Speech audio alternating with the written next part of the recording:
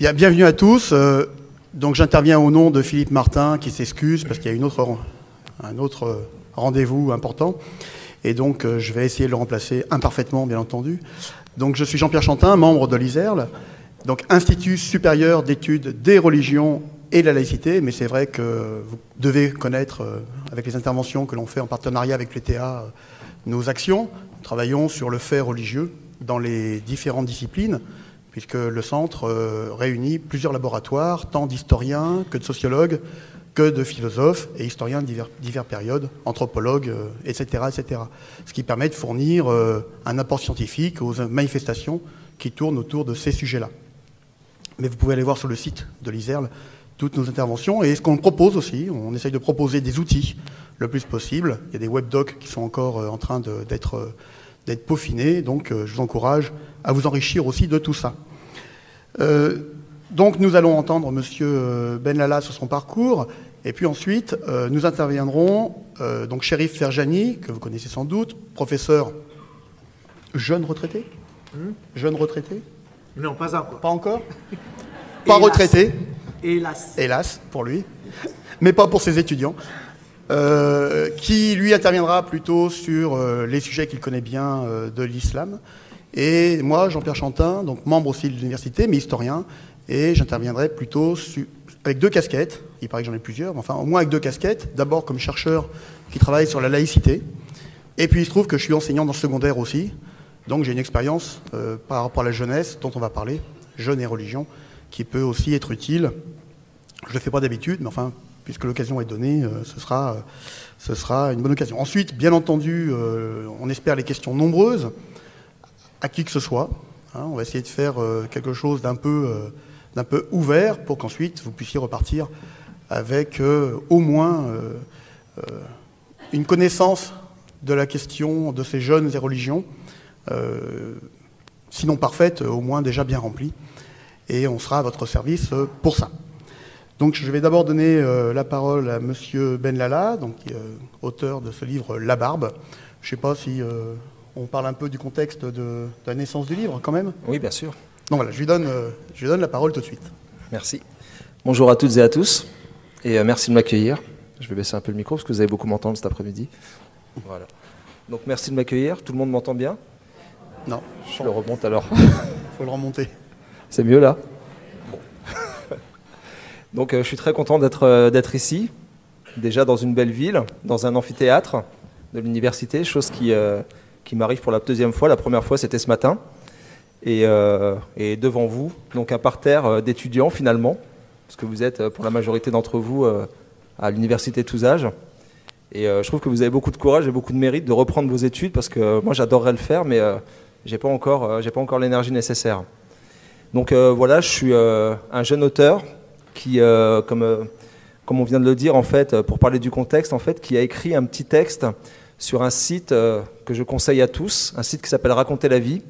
Et c'est un site qui permet à tout à chacun d'écrire sur son parcours, sur sa vie, sur une expérience qu'il a vécue et qu'il juge nécessaire de témoigner. Et donc j'ai écrit ce petit texte il y a un an, un peu plus d'un an de ça, et un texte qui parle de mon parcours et de mon parcours dans la religion. Donc un peu le sujet de cet après-midi. Et d'abord dans la religion, mais surtout du parcours d'un adolescent qui devient adulte. Et ce qui s'est passé, c'est que ce petit texte a tapé dans l'œil des éditions du Seuil. Et ces éditions, par l'entremise de Pierre Rosanvallon, de Pauline Peretz et Pauline Miel, qui est ici et qui sont en fait les éditeurs qui s'occupent de cette collection, m'ont proposé de transformer ce petit texte en livre. Et ensemble, on a essayé de le faire et apparemment on a réussi, vu qu'on est ici pour en parler avec vous. Et donc c'est un petit texte en fait qui raconte le parcours d'un adolescent qui d'abord se laisse pousser la barbe parce qu'il a de l'acné. Et c'est des fois tout aussi bête que ça. Et qui pense en fait qu'on va le regarder différemment grâce à cette barbe, qu'on va arrêter de le regarder pour son acné. Et qui, avec la barbe, commence à mettre la djellaba parce qu'il va de plus en plus souvent à la mosquée et commence à adopter le discours qui va avec. Et ce petit adolescent, en fait, devient de quelqu'un de complètement insignifiant dans son quartier, le prophète pratiquement de tous les gens qu'il connaît. Et ça va tourner très vite dans la tête de ce petit adolescent et il va y croire. Et il va y croire tellement fort qu'il va voyager dans le monde entier. Donc c'est au milieu des années 90 pour essayer de parfaire justement cette image, ce personnage. Et ce parcours en fait va durer une dizaine d'années. Et ce qui va débuter ce parcours, c'est la pousse de cette barbe. Ce qui va terminer ce parcours, d'une certaine manière, c'est le fait de tondre cette barbe. Donc le livre s'appelle La barbe aussi pour ça. On aura l'occasion de discuter vraiment de ce qui se passe à l'intérieur, mais je ne vais pas vous révéler tout le suspense maintenant, ce serait trop facile. Donc voilà, quoi, on va essayer de parler autour de ce livre et de ce parcours qui a été le mien, parce que c'est un récit de vie autobiographique. Voilà. Bien. Je vais présenter un peu le contenu de ce livre tel que je l'ai perçu. Lire un livre, on ne lit pas un livre tous de la même façon. Chacun lit à travers son propre parcours, ses propres interrogations et sa propre expérience et sa culture. Et donc, pour moi, dans ce livre, on a affaire à quelqu'un qui a survécu 2 fois. Et donc, on pourrait dire, dans le langage des soufis, c'est pas 2 fois né, 3 fois né. Il a survécu à une première vie qui était marquée, il l'a décrit très bien, par l'arrivée de la drogue à Ménilmontant, dans le 20e arrondissement à Paris. Et voilà ce qu'il dit donc à ce propos-là, parce que c'est important que je restitue au moins ce que vous dites. Donc il s'agit d'une première conversion, après une vie d'adolescent, comme il vient de le dire. Je ne savais pas l'histoire de l'origine de la barbe, là, il ne la raconte pas dans le livre.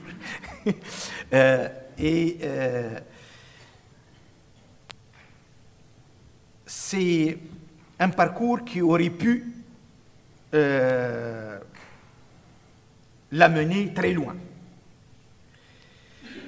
Comme j'ai dit, il est survivant aux conditions décrites dans le quartier de Ménilmontant dans les années 90, avant la conversion à la barbe ou suite à la prise de la barbe à la mosquée, et survivant à un parcours qui aurait pu, comme j'ai dit, amener là où beaucoup de jeunes ont été amenés, et heureusement pour nous et heureusement pour vous, vous y avez échappé.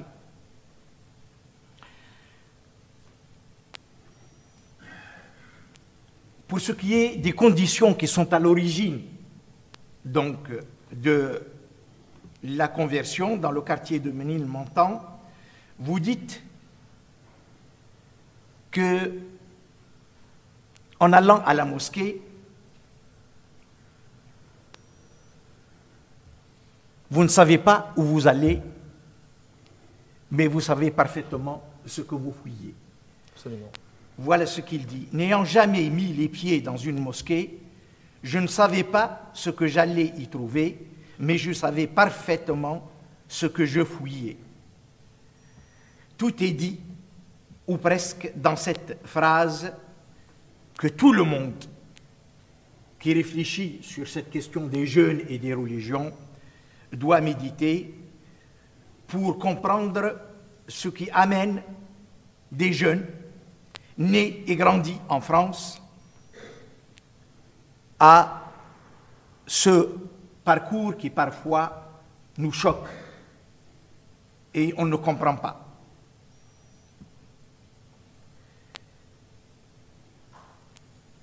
Il décrit ce quartier sinistré, comme d'ailleurs la jungle des banlieues livrées à elles-mêmes et aux caïds de la drogue, en ces termes. Le livre débute là-dessus. Pendant les grandes migrations estivales, sa zone sec. On est déjà dans le langage hein, de la zone. Pendant les grandes migrations estivales, sa zone sec. Le bas du 20e est une épave. Nous avançons de bâtiments décrépits en chantier. La plupart de mes voisins n'ont ni chiottes ni eau vive.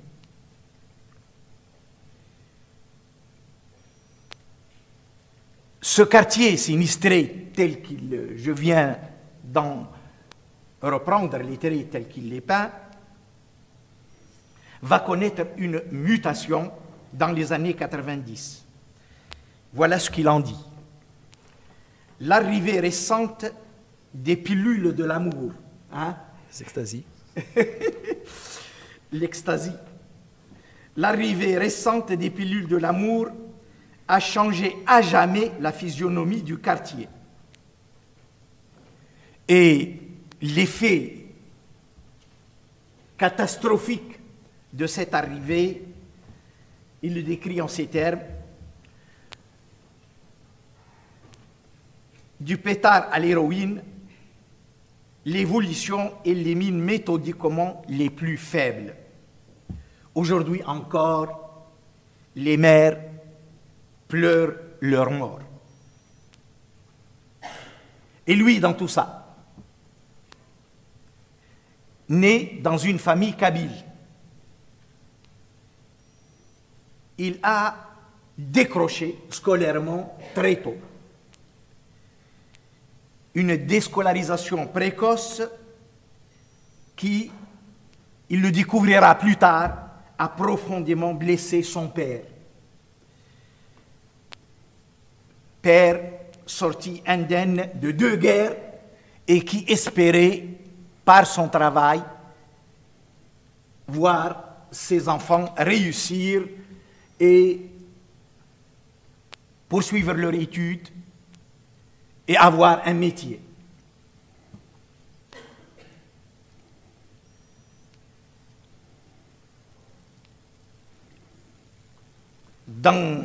À la suite donc de l'arrivée de la drogue dans ce quartier, il va effectuer ses pèlerinages à Amsterdam, hein, comme beaucoup de jeunes.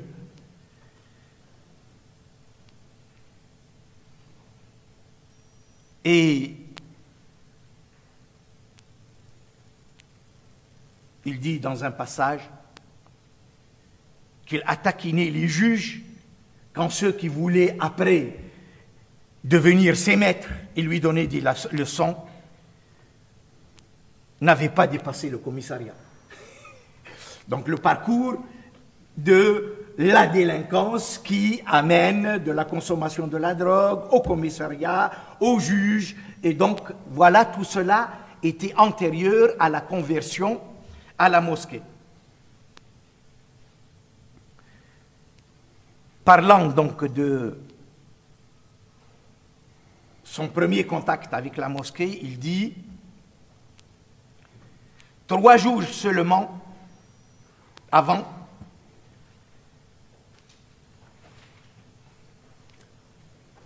de se séparer de cette vie, il a eu droit à son dernier ecstasy. Hein?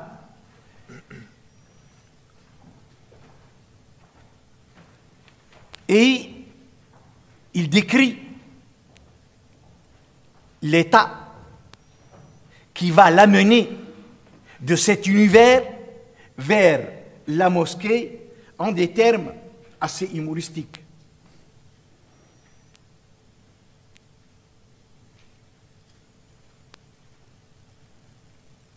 Il avait pris l'élection pour, il a dit, pour les accélérateurs de particules.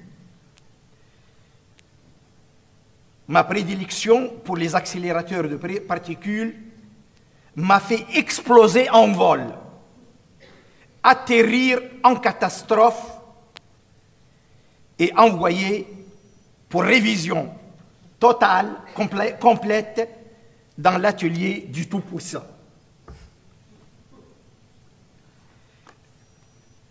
En prenant la mosquée pour bunker, j'échappe de justesse au carnage. Mais nombre de frères d'armes n'auront pas cette chance. C'est pour cela que je dis, vous êtes un survivant. Là, c'est le survivant de cette première expérience. Avant de quitter l'univers de la drogue, il n'a pas résisté à la tentation de fumer un dernier joint pour fêter son repentir. Ça se fête. Hein?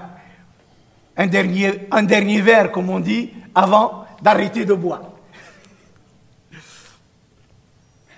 L'humour avec lequel il décrit son retour de l'univers de la drogue se retrouve dans la description du nouvel univers d'après la mosquée.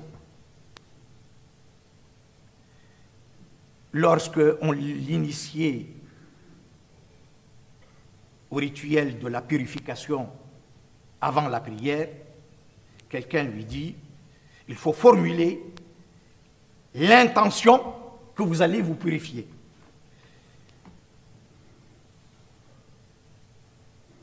Il réagit en disant, je n'ose pas le contredire, mais je trouve déplacé de prendre pour malentendant un Dieu qu'on me jure omniscient.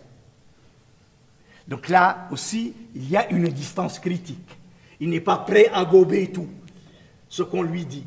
Et je crois que c'est ce qui le sauve. Après aussi, ce qui va être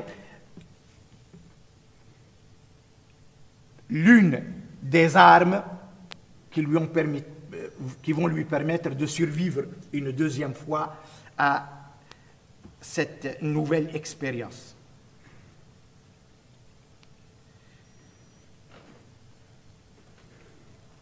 Décrivant les gens qui fréquentaient la mosquée pendant la prière, il dit « les bras ballants, les lèvres remuant juste assez pour chuchoter à l'oreille du Seigneur. » C'est aussi parler avec humour du sacré, de la religion. C'est aussi un antidote qui permet de ne pas d'éviter les excès et excès que d'autres, parce qu'ils n'ont pas assez d'humour et parce qu'ils n'ont pas assez de distance critique, ne vont pas en revenir.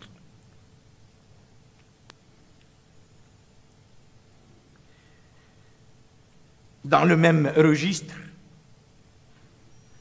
un regard critique sur ce qu'on appelle l'habit musulman. Sur une dizaine de convives, c'est-à-dire de gens qui fréquentent la mosquée, c'est comme si c'est des convives.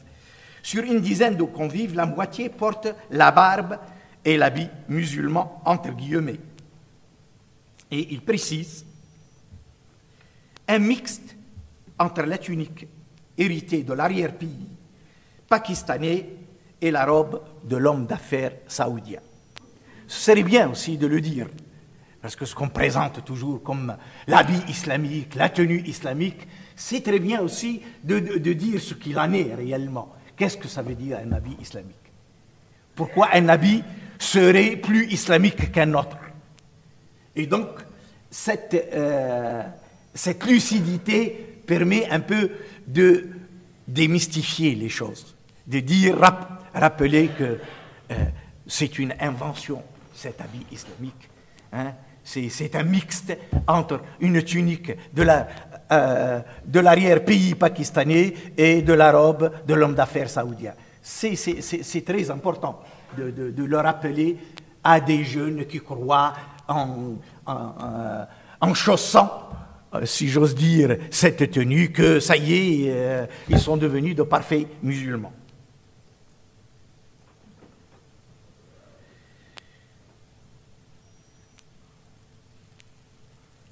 Décrivant la prise collective du petit déjeuner, où le mouvement auquel il a adhéré s'appelle le Tabligh, c'est-à-dire ce courant qu'on appelle foi et pratique, qui doit donner l'exemple, et qui, donnant l'exemple, doit vivre selon le modèle de la vie qui était celle du prophète. Et alors, aussi avec humour, il dit « damned » en anglais. Il y avait donc de la confiture du temps du prophète.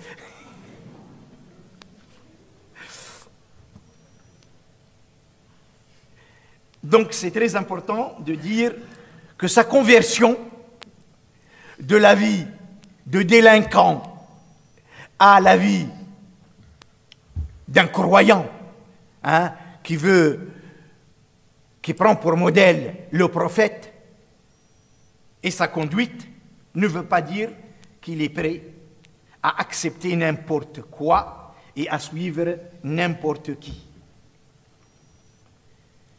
Il a gardé une attitude très critique, dont j'ai donné quelques exemples ici, mais le livre est truffé de perles de ce style qui rendent la lecture très agréable. Dans cet univers, il distingue des personnages qui sont sympathiques et qui constituent pour lui un modèle dont il veut se rapprocher, et d'autres qui sont moins sympathiques.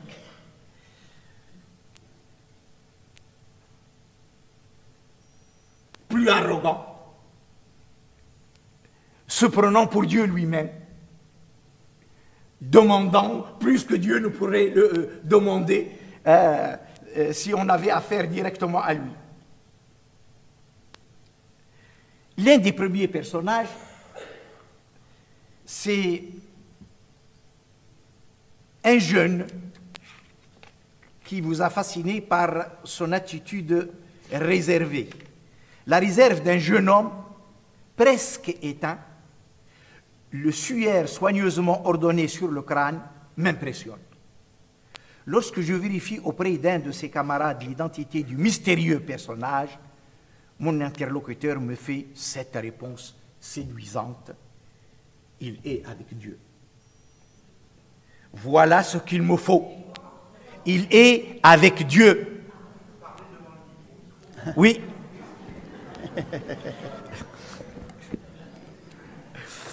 Je découvre le personnage, hein, c'est pour cela que je me tourne vers lui. Et j'ai été surpris parce que ça ne correspond pas à l'image qui est sur le livre. Je m'attendais, en voyant l'image, à un personnage sinistre, et je découvre, et plus âgé que ça, et je découvre un personnage plus attachant.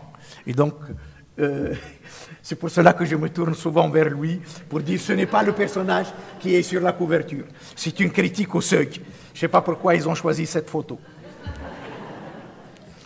Alors, quand il a entendu cette réponse, il se dit, voilà ce qu'il me faut. Et si en plus, avec le package, hein, c'est comme ça qu'on dit en anglais, ils fournissent le turban, dont il dit par ailleurs que...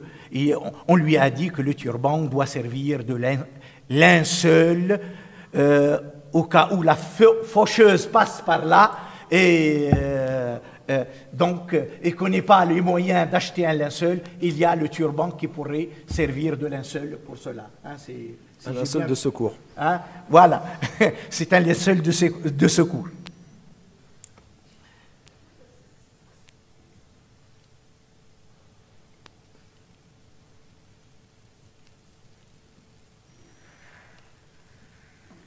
Le deuxième personnage qui l'a fasciné, pour lequel d'ailleurs il va entreprendre, parce qu'il savait qu'il allait le rencontrer au Pakistan, qu'il a rencontré à Paris, dans les mosquées à Paris, et qu'il avait envie de retrouver, et pour lui, il va entreprendre le voyage au Pakistan. C'est le Cheikh Saïd Khan. Hein? C'est comme ça qu'on dit? C'est ça. Exactement, j'ai bien prononcé. Parfaitement.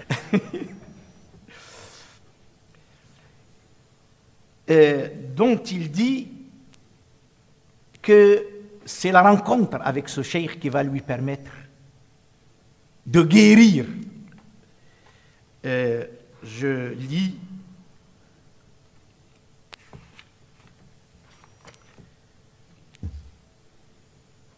On ne sort pas indemne ni d'une greffe, ni d'une rupture amoureuse. Le meilleur moyen de cicatriser, c'est encore de retomber amoureux.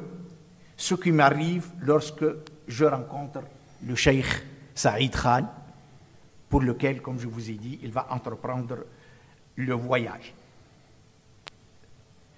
Il tranche par rapport aux tartuffes qui se prennent pour Dieu lui-même par sa spiritualité et son humilité et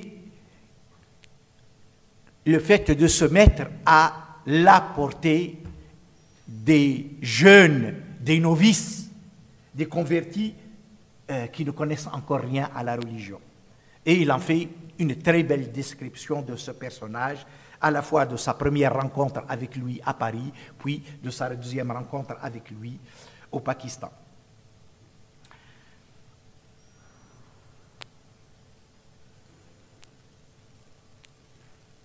Un autre personnage est celui qu'il appelle le maître,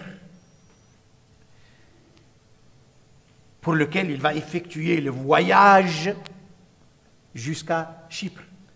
En Turquie. Oh, voilà, la partie turque, de Chypre. Et qu'il va retrouver grâce à un dentiste juif converti à l'islam et qui va l'initier au monde du soufisme pacifique, donc qui va l'amener petit à petit à rompre avec les autres variantes de l'islam.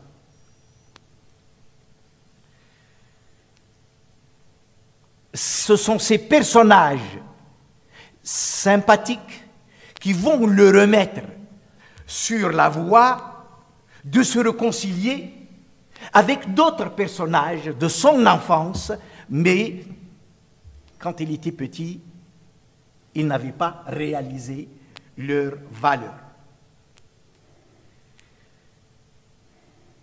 Parmi ces personnages, il y a bien sûr ses parents qui ont toujours préféré le voir reprendre ses études et trouver un métier. Et notamment son père, qui, je l'ai dit tout à l'heure, avait été blessé par sa déscolarisation précoce. Et ce sont ces personnages qu'il voulait le plus satisfaire et retrouver une image positive auprès d'eux. Il dit à ce propos, sa conversion même à la religion était un besoin de se réconcilier avec eux. Il dit là d'être le poison d'une famille sans problème. Je brûle déjà de reconquérir son estime. Il parle de son père. D'entendre ma mère encenser à nouveau sa chair.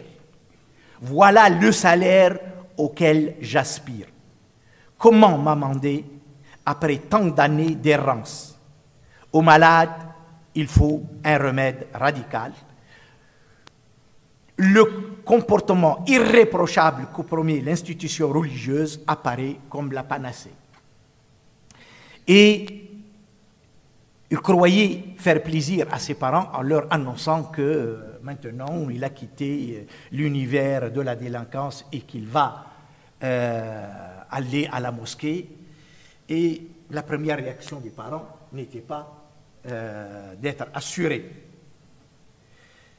Au lieu de renouer ce lien par cette déclaration du repentir, Comme j'étais persuadé de le faire, j'aggrave mon cas. Cette fois, ce ne sont pas les voyous qui prennent leur fils, mais les barbus.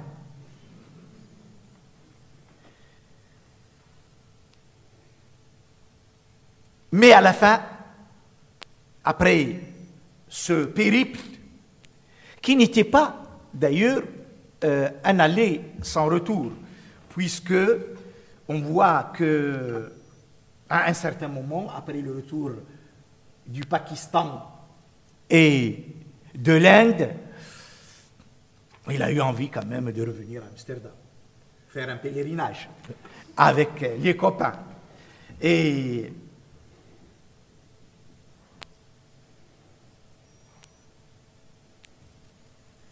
je ne sais pas, je crois que c'est à la page 76, oui, où vous en parlez.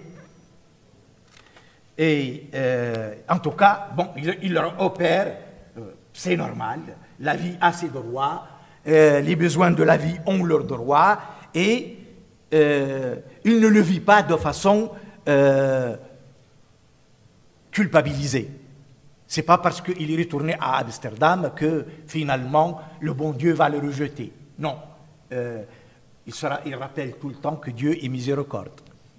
Hein? Et que Dieu n'est pas un père fouettard qui ne regarde que les fautes et qui oublie tout le reste. Donc c'est très, très important de ce point de vue. Alors, j'ai parlé de ces personnages sympathiques, mais dans le livre, il parle aussi de ces personnages antipathiques qui ont aussi contribué à leur manière à éviter de tomber dans les pièges. Et je vais retenir seulement une figure qu'il appelle Monsieur Je sais tout ou Raymond la science. C'est les deux. Voilà. Un beau parleur fond sur mon illettrisme et de sa plus belle voix me fait la leçon. La Fatiha, l'ouverture, la sourate de l'ouverture du Coran, doit être acquise. Il me faut avancer. Ça l'énerve. Dieu est capable de tout, même de m'apprendre les sourates en dormant. Il dit, je veux bien le croire. Mais je n'ai pas l'ambition de devenir un virtuose. Échapper à ma condition me suffit. Donc ça, c'était au début de sa conversion. Son haleine coupe le souffle. Je prends mon courage à deux mains et lui demande, avec l'insolence du débutant, s'il s'est bien brossé les dents. Contenant sa colère, il brandit un minuscule bâtonnet de bois blanchi. Un duel, pas vraiment. Et je lis la suite dans le livre, je n'ai pas eu le temps de tout copier. Monsieur, un duel, pas vraiment. Monsieur, je sais tout, m'affirme que nombre de produits d'hygiène ont intégré l'arak à leur composition. Ce message de l'Union française pour la santé bucco-dentaire me fait une belle jambe. Moi, qui n'ai lu aucun classique, il faudrait que je potasse les notices de dentifrice.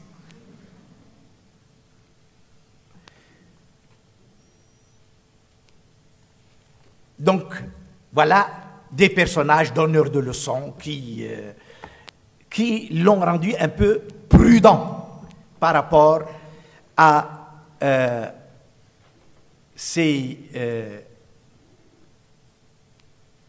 ce qu'on lui demande au nom de sa conversion à la religion.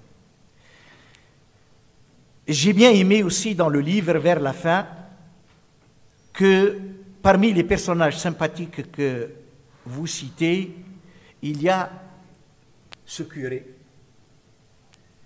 Père Loubier. le père Loubier. Alors, page 97, vous voyez que je vous ai tout lu. Oui, je vois ça. Bien lu. Je prends la rue Henri Chevreau, traverse le pont qui surplombe l'ancienne gare de la Petite Ceinture puis longe l'église Notre-Dame de la Croix, dont la crypte a jadis accueilli les musulmans du quartier grâce à la sollicitude du père Loubier, qui le repose en paix. Ce bon père n'oubliait aucun enfant. À Noël, comme à l'Aïd, nous avions tous des cadeaux. Donc, voilà des personnages dont il parle à la fin du livre, au terme de ce parcours, ses parents, le père Loubier, pour dire que, au terme de ce parcours, c'est hallucinant. Quand on lit ce livre, et là je parle en tant que spécialiste de l'islam, on découvre toutes les expressions de l'islam. En moins de 20 ans, il a traversé toutes les expressions de l'islam.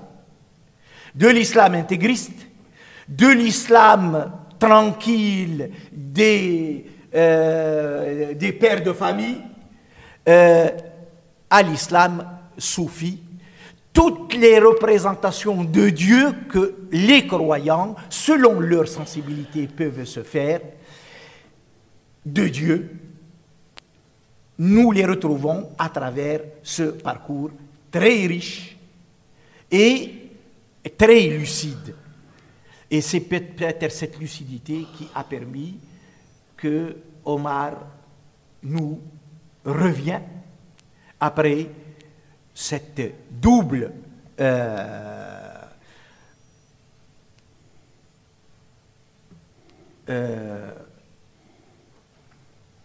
aventure qui aurait pu ne pas le ramener à nous. Et c'est pour cela que je pense que ce livre mérite d'être lu par nous tous, par vous tous, pour casser les clichés qu'on a, le discours qu'on a et qu'on entend, qu'on nous sert tout le temps sur un islam éternel qui serait monolithique. Et aussi pour comprendre qu'est-ce qui fait qu'un jeune né en France, qui a grandi en France, qui a été sur les bancs de l'école française et qui a décroché. Pourquoi ce décrochage? Connaissent cette tentation. D'abord, la première tentation, qui est de la délinquance et de la drogue. Puis, quand il en revient, il connaît une autre tentation, qui aurait pu l'amener très loin, comme je vous ai dit, à cette culture de la mort, dont les acteurs sont à la fois victimes et se meurent. La mort, la culture de la mort, c'est eux-mêmes, ils sont victimes, ils finissent par mourir, mais aussi, ils la donnent aux autres. Comment c'est à cela qu'on doit réfléchir quand on parle aujourd'hui de travail de déradicalisation. Voilà, nous avons un matériau qui nous permet précisément de comprendre, parce qu'on ne peut pas faire un travail de déradicalisation si on ne comprend pas comment nous avons échoué, et tous, je parle de moi-même. Je parle aussi des imams pacificateurs qui veulent jouer le rôle de pacificateur, des aumôniers. Je parle également des écoles, je parle de tout un système. Pourquoi nous avons échoué? Et comment on peut renouer les fils pour éviter que notre jeunesse succombe à ce genre de tentation. J'arrête là. Peut-être que mon collègue Jean-Claude Chantin va reprendre à travers son expérience, sa lecture de quelqu'un qui est au plus près des jeunes. Il enseigne à Villefranche-sur-Saône. Mâcon. À Mâcon. Mais il vit à Villefranche-sur-Saône. Oui. Et donc, il va nous en parler, comment lui, il a lu ce livre et comment il le poursuit. Merci pour votre attention. Merci. Je m'excuse si j'ai été trop long. Merci, shérif. J'aurais bien commencé, je vais rebondir sur ce qu'il a dit. Moi, je pense que l'humour, ça peut être un signe de recul, en fait, et de distance lucide. Donc, c'est bienvenu qu'on fait tout ça avec un peu d'humour. Ça montre la distance actuelle de Omar Ben Lala sur ce qu'il a vécu, mais ça montre aussi la distance qu'il avait à l'époque même où il vivait ses faits, je pense. Alors, j'ai fait comme shérif, mais pas tout à fait. Il a dit on lit un livre de manière différente. Alors, bien entendu, je n'ai pas lu le livre de la même manière. Enfin, on a lu le même, hein, je vous rassure. Et je ne vais pas revenir sur les aspects qu'il a évoqués. Je vais essayer de tirer plus sur mes intérêts à moi et peut-être sur d'autres échos. D'abord, pendant tout le livre, je me suis dit, mais finalement, ce garçon, il cherche une autorité. Il est toujours en recherche d'une identité. Mais cette identité, elle passe par quelle autorité? Vers qui me tourner? Le père? Ben non. Finalement, non. À regret. La mosquée? Oui, pendant un temps. Et ce qui se dit à la mosquée? Et puis finalement, le maître religieux? Alors, un maître religieux d'un mouvement, puis un autre mouvement. Donc, il y a cette histoire d'autorité. Et il faut bien... Je vais rebondir sur quelque chose qui m'est cher, c'est que son parcours scolaire s'arrête en 1988, on a compté à peu près, donc quand il a 16 ans. Et cette autorité n'est pas l'école. Pourtant, en discutant avec lui tout à l'heure, il disait qu'il n'était pas complètement perdu intellectuellement, puisqu'il aimait bien Cyrano de Bergerac et les lettres. Mais l'école n'a pas fait fonction d'autorité possible, de recours. Alors ça m'intéresse, mais je m'aperçois qu'on est dans un contexte particulier en 88. En fait, quand on parle de religieux et école, ou de jeunes et religion, qui est le thème un peu plus général, la date rupture qui est retenue habituellement, c'est 1989. Alors 1989, vous vous en rappelez certainement, alors, comme ça peut-être pas, mais c'est l'affaire de Creil, avec ces deux jeunes filles qui se présentent dans un collège de la banlieue parisienne avec un foulard. Et le principal du collège agit de manière un peu désemparée et les exclut de classe. D'où les débats qui se sont posés ensuite, et le débat est parti de là. Mais c'est 1989, pas 1988. Donc le débat sur le religieux dans l'école, c'est à ce moment-là. Et jusqu'à aujourd'hui, et vous le savez bien. Surtout qu'il y a beaucoup d'enseignants, je pense, ou anciens enseignants dans la salle. Donc c'est des choses que l'on connaît et je vous en parlerai. Le changement de l'après 1989, il est aussi dans un autre domaine, c'est que on assiste à une massification de la poursuite d'études, notamment au lycée, avec différentes voies que vous connaissez, la voie technologique, la voie professionnelle et la voie générale. Et comme je le disais encore à table, on parle beaucoup en mangeant. C'est même un des moments privilégiés pour échanger. Donc je racontais une expérience personnelle, et vous en avez peut-être déjà entendu parler. Il est difficile pour un élève de ne pas passer en seconde générale aujourd'hui, et ça fait déjà quelques années. Je connais même des collègues qui ont refusé d'assister à des conseils de classe de 3e, puisque de toute façon la décision a été prise par le principal. Donc cette massification, elle a lieu dans les années 90, donc après son parcours.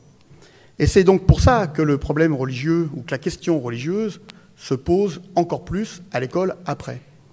Et c'est là que la question de l'autorité dans l'école devient intéressante. Et c'est pour ça qu'elle n'est pas présente dans son livre.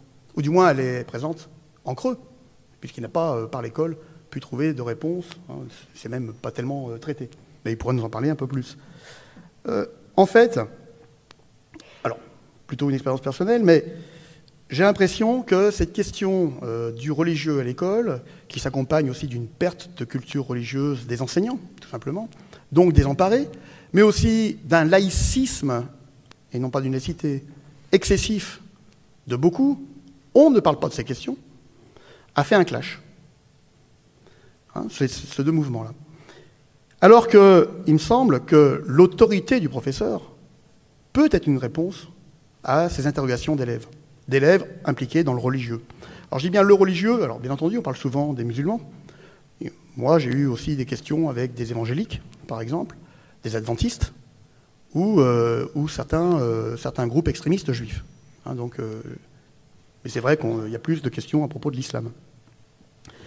Alors, les questions que j'ai eu à entendre de la part d'élèves, au niveau religieux. Première question assez classique. Alors, je suis professeur d'histoire-géographie, donc je suis privilégié pour discuter de ces questions-là. Ils ne savent pas que je suis chercheur en histoire du fait religieux. Mais bon, je pense que mes cours doivent être bien faits, donc ils doivent sentir qu'il y a peut-être quelque chose que je peux leur apporter. Mais, enfin, à moins ceux qui ont été cherchés sur Internet et ils le font de plus en plus, ils ne savent pas que j'ai aussi une activité de chercheur. Donc la première question, c'est, est-ce que c'est vrai que... Est-ce que vous pouvez valider un discours que j'ai entendu ailleurs? Alors je vous donne quelques exemples. Un élève, une fois, qui est venu me demander, est-ce que Coca-Cola est une entreprise juive?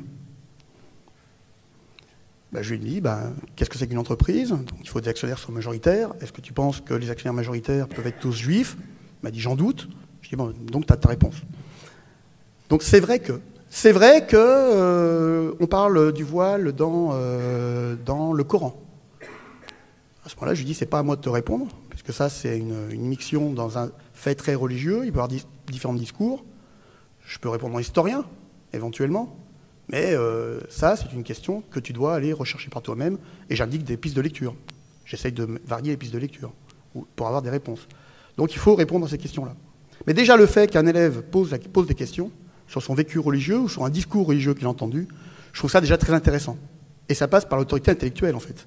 C'est parce qu'ils ont pensé, j'espère pour moi en tout cas, que j'étais suffisamment capable de leur apporter quelque chose, que la confiance était là, qu'ils pensaient que je pouvais avoir une réponse honnête, qu'ils sont venus me demander ça. Et c'est peut-être ce que Omar n'a pas eu quand il était au collège. Deuxième type de question, alors on monte un peu, c'est la contestation. Mais moi je prétends qu'un élève qui conteste, c'est un élève qui questionne aussi. On ne conteste pas.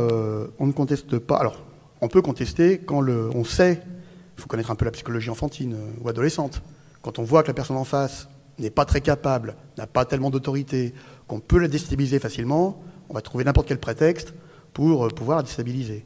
Que ça soit sa tenue, que ça soit n'importe quelle bêtise que l'on peut dire, que ça soit le religieux. Et notamment, je reviens sur les histoires de « Je suis Charlie ». Alors, il se trouve que je suis aussi dans un groupe de recherche sur le fait religieux au niveau académique auprès de collègues. Dans la grande majorité des cas, quand il y a eu des incidents à propos de « Je suis Charlie », c'était de la provocation par rapport à des professeurs qu'on voulait déstabiliser. Et pas une volonté identitaire religieuse. Donc, je crois qu'il faudrait nuancer. Donc, la contestation, c'est très intéressant.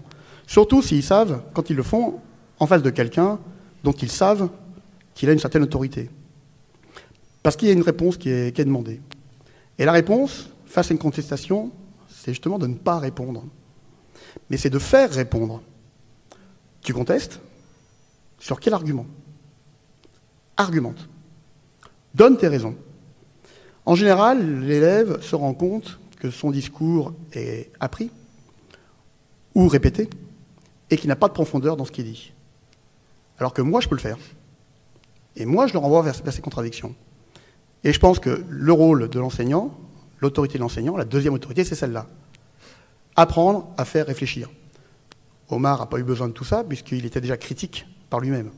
Comme l'a montré Chérif, à chaque étape, il a un sens d'esprit critique, ce qui n'est pas le cas de tous les élèves à n'importe quel âge, même des élèves adultes, qui ont plus de 18 ans.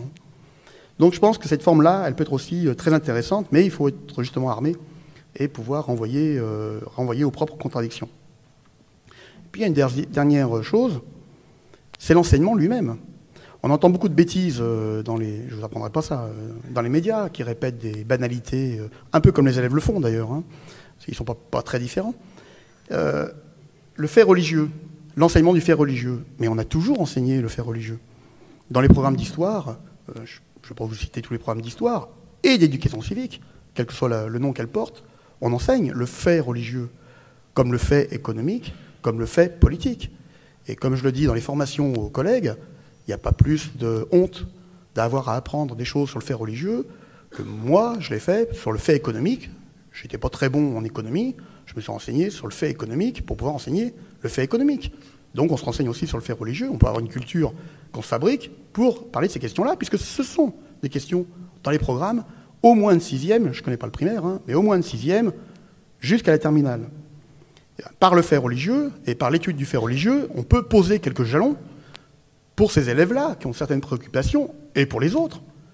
Des jalons de relativisme, de retour au texte, de contextualisation, de variété des situations dans le temps.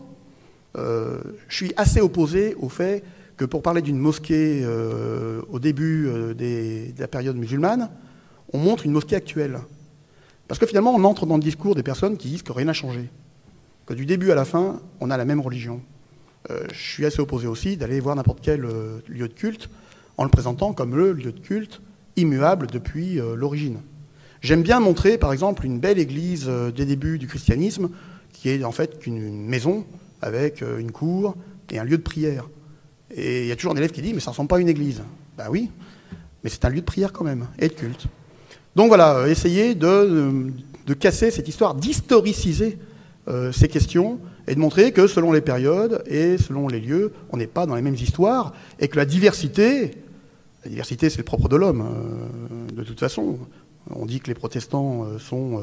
vous prenez 3 protestants, ils ont chacun leur lecture de la Bible, ça fait 3 églises, mais je pense qu'on peut le dire pour n'importe quelle religion, et notamment, quand la question se pose sur l'islam, montrer la variété de l'islam, comme a parlé Chérif, et comme on le voit bien dans le livre, et encore, il y a encore d'autres mouvements bien plus divers, et d'islam qui intègrent des traditions religieuses autres, comme en Afrique noire ou en Indonésie, montrer tout ça et faire réfléchir là-dessus. Je crois que l'enseignement du fait religieux aide à ça. Mais ça aide aussi à réfléchir sur tout le reste. C'est pas spécifiquement l'histoire du fait religieux, c'est le propre de l'histoire, de l'enseignement de l'histoire. Apporter, troubler les esprits. Il faut troubler les esprits des élèves pour les faire réagir, pour les faire réfléchir.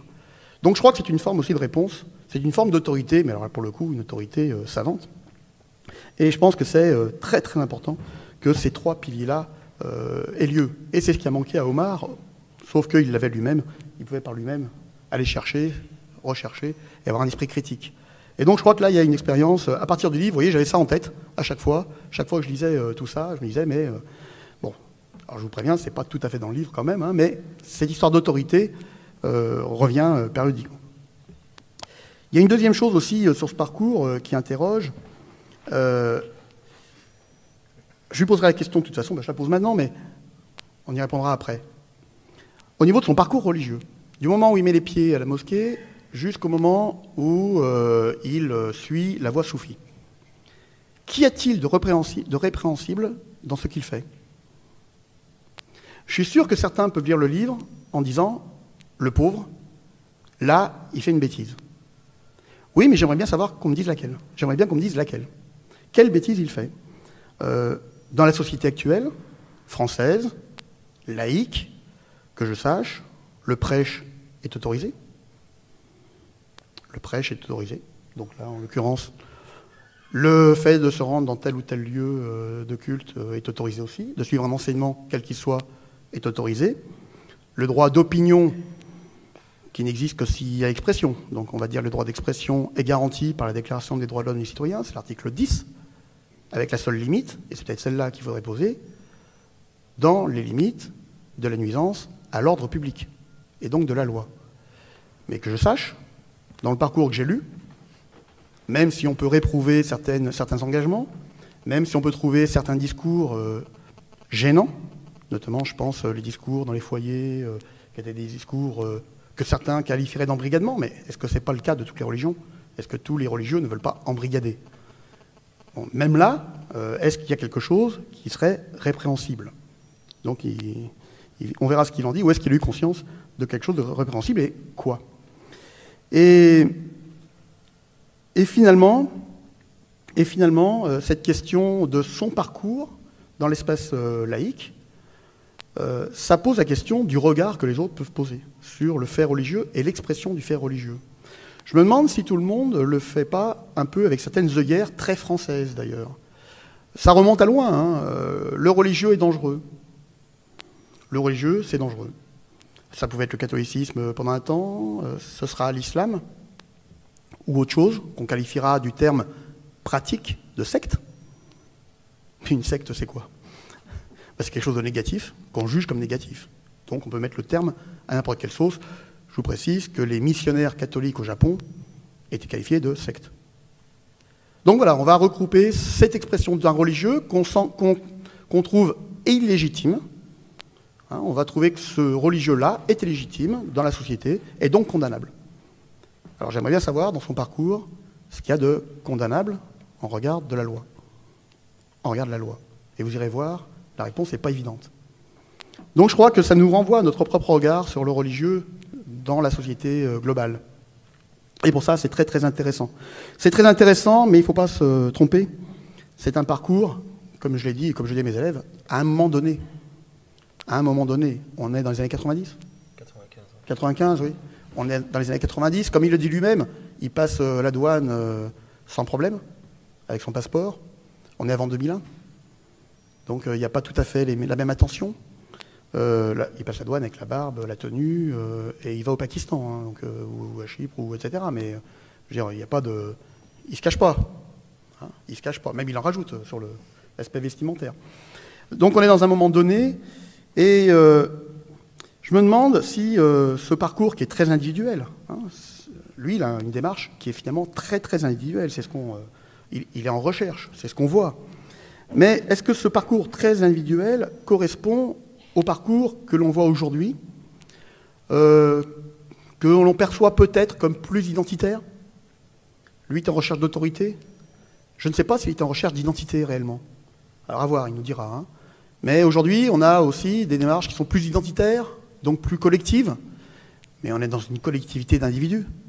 Hein, les sociologues parlent d'individuation, c'est-à-dire que par le groupe, on cherche à exister soi-même. Donc on ne se fond pas dans le groupe.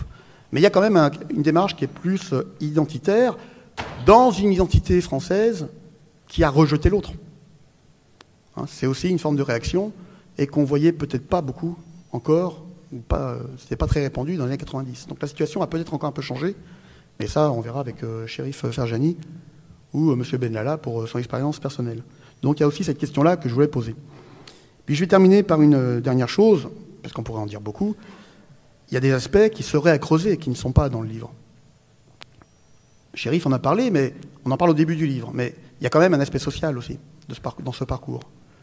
Le lieu d'où il vient, les fréquentations qu'il a, les réponses qui sont à sa portée.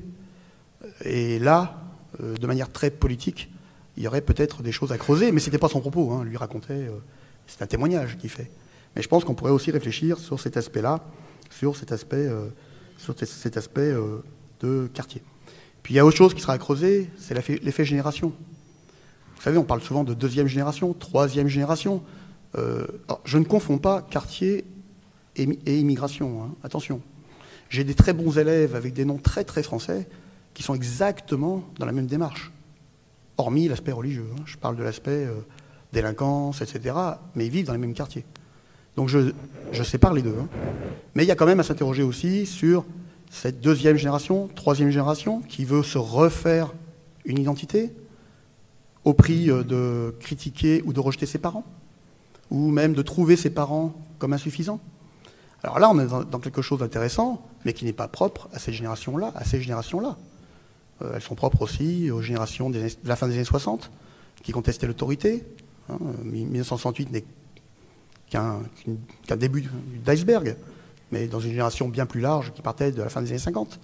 Donc on a aussi des effets générationnels toujours. Dans quelle mesure cet effet génération et de réaffirmation d'identité de ces générations s'inscrit dans cette histoire des contestations générationnelles qui se doublent d'un effet intégration? Quoique, comment dire à quelqu'un qui est très français, qui a été élevé dans un milieu français, comme certains élèves me disaient, mais monsieur, on me dit algérien, je connais rien de l'Algérie. Et quand j'y étais, il n'y avait même pas de baby-foot. Histoire de dire, oui, pour vous embêter, je vais dire ça en avant, mais finalement, j'ai rien de tout ça. Donc je pense qu'il y aura aussi des questions à se poser sur ces effets de génération. Ça se fait, hein, dans les milieux sociologues notamment, il y a des tas de choses. Je ne vais pas vous embêter avec tout ça, mais je crois qu'il y a ces questions-là qu'on pourrait développer. Donc là, je ne ferai pas beaucoup plus long, parce que j'aime bien qu'il y ait discussion et questions. Et je vais donc laisser la parole à Omar Benalla, mais je lui pose donc cette question sur cet aspect. Est-ce qu'il y avait un aspect identitaire? Est-ce que c'était une recherche vraiment très personnelle? Ouais.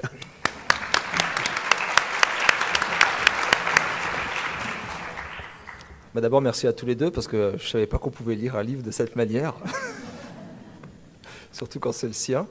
Et finalement, quand j'ai écrit ce livre-là, je me suis dit que j'allais essayer de témoigner pour faire du bien à des gens qui peuvent se trouver dans ma situation, ou qui peuvent se trouver dans la situation où j'étais, pardon, et surtout d'essayer de donner des pistes de compréhension à leur entourage, parce que c'est ce qui a beaucoup manqué à mon entourage à ce moment-là. C'est le manque d'information et de clarté, en grande partie dû à mon côté un peu anguille. Et donc voilà, je suis vraiment très impressionné. Je savais qu'en venant à l'université, ça allait me faire du bien, mais je ne pensais pas à ce point-là. Voilà. Donc pour répondre, merci. Pour répondre à votre question, moi ce qui se passe à ce moment-là, c'est ce que disait très justement Chérif, et je le remercie, c'est que quand j'arrive à la mosquée, c'est pour ça que je commence le livre avec cette phrase, je ne sais pas du tout ce que je vais y trouver, mais je sais ce que je fuis. Et en l'occurrence, la violence de la rue. Et ce qui se passe en fait, c'est qu'en arrivant à la mosquée, je suis un adolescent donc de 20 ans, et pour moi, les raisons qui me poussent à y rester sont des raisons très simples, comme par exemple le fait qu'on me sourit. Et quand on me sourit, alors que ça fait des années que j'ai l'impression qu'on ne me sourit plus, dans la rue c'est extrêmement violent, vous avez peut-être vu des reportages, etc., mais vous pouvez multiplier tout ça par 1 million. Et pour vous donner une petite idée, en fait, on traîne dans un local poubelle avec les copains du quartier, et on fume une trentaine, une quarantaine de joints par jour, et les seuls moments de distraction, c'est quand on éteint la lumière et que tout le monde se tape dessus. Voilà en gros à quoi ressemble la vie. Donc pour la construction d'un adolescent de 15-16 ans, c'est assez compliqué. Et en arrivant à la mosquée, donc on me sourit, on me salue et on m'écoute. Et pour moi, en fait, ça fait toute la différence. Et finalement, l'une des premières choses que j'apprends, c'est pour répondre à votre question, est-ce qu'il y a des choses répréhensibles ? Pour moi, en fait, c'est tout le contraire. C'est que du positif. La recherche d'autorité, elle est très très juste parce que c'est vraiment ce que je recherche. Et c'est surtout, je cherche à me structurer. Je sais que je vais devenir un adulte, en tout cas je le sens, mais je me demande comment en fait en restant dans la rue. Je vais devenir un adulte mort très rapidement, ou enfin je ne sais pas à quoi je vais ressembler, mais pas à quelqu'un de structuré. Et en arrivant à la mosquée, en fait, il y a mon discours qui commence à structurer à travers le prêche, donc ma pensée qui suit. Et donc comme je vous disais, on me sourit, et puis moi-même je souris aux gens. Et il y a le retour en fait au livre, à travers le Coran, à travers les hadiths, les histoires du prophète et de ses compagnons. Et j'ai pas touché de livre depuis Cyrano de Bergerac, et ça me manque. Je m'en rends pas compte, mais je m'en rends compte en fait en reprenant contact avec un livre. Et finalement, pour moi, tout ça, c'est que du bonheur. Je comprends pas après que ce surinvestissement, parce que comme quand on arrive dans un endroit où en fait, Chérif parlait de survivance, c'est exactement ça en fait. Quand en fait on est sauvé. On est au milieu de la mer en train de se noyer et qu'on est sauvé en fait par un bateau, on ne cherche pas à comprendre de quel pavillon est ce bateau. On prend juste la main qui se tend et c'est la seule question qu'on se pose, est-ce que je vais réussir à monter à bord et à y rester ? Et c'est exactement ce qui se passe à ce moment-là, donc je profite justement de tout le bien qu'il y a dans ce bateau pour essayer moi-même déjà de me sauver, de me structurer. Et j'apprends beaucoup de choses en fait importantes, comme par exemple j'apprends l'arabe tout seul. Et pour moi, je pense que j'ai toujours aimé apprendre, c'est pour ça que ça me touche d'être devant vous. Et je suis très respectueux de cette assemblée parce que les gens qui ont envie d'apprendre, je trouve que c'est vraiment admirable. Et le fait d'apprendre l'arabe en fait tout seul, et pour moi, je me dis, je suis capable de quelque chose. Et je l'apprends donc avec un petit livre, j'apprends l'alphabet, phonétique, etc. Et en fait, je me rends compte en restant dans cette institution qui est l'institution religieuse que mon personnage est en train de se construire et de grandir et de bien grandir. Et en plus, dans le quartier, tout le monde me félicite pour ce changement. Et il faut aussi comprendre une chose, c'est qu'à l'époque, en fait, dans le quartier, je suis le seul qui arrive à se sortir de la violence de la rue. Donc à l'époque, c'est les extasies qui arrivent, il y a l'héroïne aussi qui arrive beaucoup. Et sur la dizaine d'amis que j'ai à l'époque, il y en a peut-être 4 ou 5 qui sont morts de mort violente avant 35 ans. Donc on peut vraiment parler de survivants. Et en fait, moi, je suis un peu l'exemple. Et pour moi, en fait, je me dis, le fait d'avoir réussi à me sortir de là, ça vaut tous les sacrifices. Et la seule chose que j'ai envie à ce moment-là, c'est de rester justement dans ce bateau. Et c'est après que petit à petit, l'esprit critique vient. Et je me dis, est-ce que j'ai vraiment ma place dans ce bateau ? Est-ce que pour un naufragé, est-ce que c'est aussi bien de rester que dans un bateau ? Au bout d'un moment, il faut peut-être accoster. Et il faut peut-être essayer de voir ce qui se passe sur la côte et essayer de devenir un citoyen du pays qui vous accueille. Et finalement, petit à petit, voilà, je je commence à construire ma vie avec cette optique et c'est exactement ça. En fait, il n'y a rien de répréhensible. Au contraire, c'est que du bonheur et c'est que du positif. Et je continue justement mon apprentissage, pas à l'école, mais d'une autre manière. C'est pour ça, comme disait aussi Chérif, la vision de Cheikh Saïd Khan, le premier maître que je rencontre, pour moi, c'est le maître d'école. C'est ça, quoi. C'est le maître d'école que je ne vois plus et que je retrouve d'une certaine manière. Et donc voilà, c'est pour ça que j'ai envie de le suivre et d'aller jusqu'au Pakistan pour ne serait-ce qu'écouter un seul de ses discours. Pour moi, ça me va. Donc pas tellement identitaire. Identitaire, en fait, c'est plus un besoin de reconnaissance. Parce qu'on discutait tout à l'heure à l'heure du déjeuner et les identités, en fait, sont multiples. Moi, je suis donc né à Paris, donc français, d'origine kabyle, parce que mes parents le sont aussi, fan du PSG. Excusez-moi, je sais que c'est la lutte pour le titre, mais bon. Je ne suis pas de Lyon. Excusez-moi. Donc voilà, quoi, aussi un peu presbyte, ça se voit pas ici, mais je porte des lunettes d'habitude. Et en fait, voilà, j'ai plein d'identités, je suis en train de devenir écrivain. Et donc voilà, c'est une recherche identitaire, mais finalement une recherche identitaire comme tous les jours, et comme pour chacun d'entre nous, j'imagine. Il y a des gens parmi vous qui sont devenus grands-parents il n'y a peut-être pas si longtemps, et qui se découvrent en fait grands-parents. Alors que voilà, quoi, je pense que c'est quelque chose qui est tout à fait normal, mais à ce moment-là, c'est plus un besoin de reconnaissance.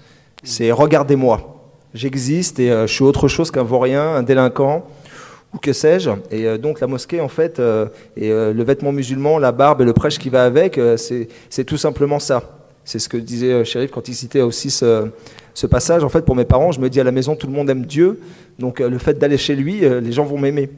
Et ça ne va pas plus loin que ça, en fait. Et même pour les parents, ça passe pas. Pour les parents, ça passe pas, mais c'est pas lié à la religion. En fait, ce qui se passe, c'est mon surinvestissement. Mais en même temps, je pense que c'est assez normal pour quelqu'un qui découvre en fait quelque chose. Comme je donnais l'exemple de ce naufragé dans le bateau. Quand vous êtes sauvé, vous n'avez qu'une envie, c'est de nettoyer le pont.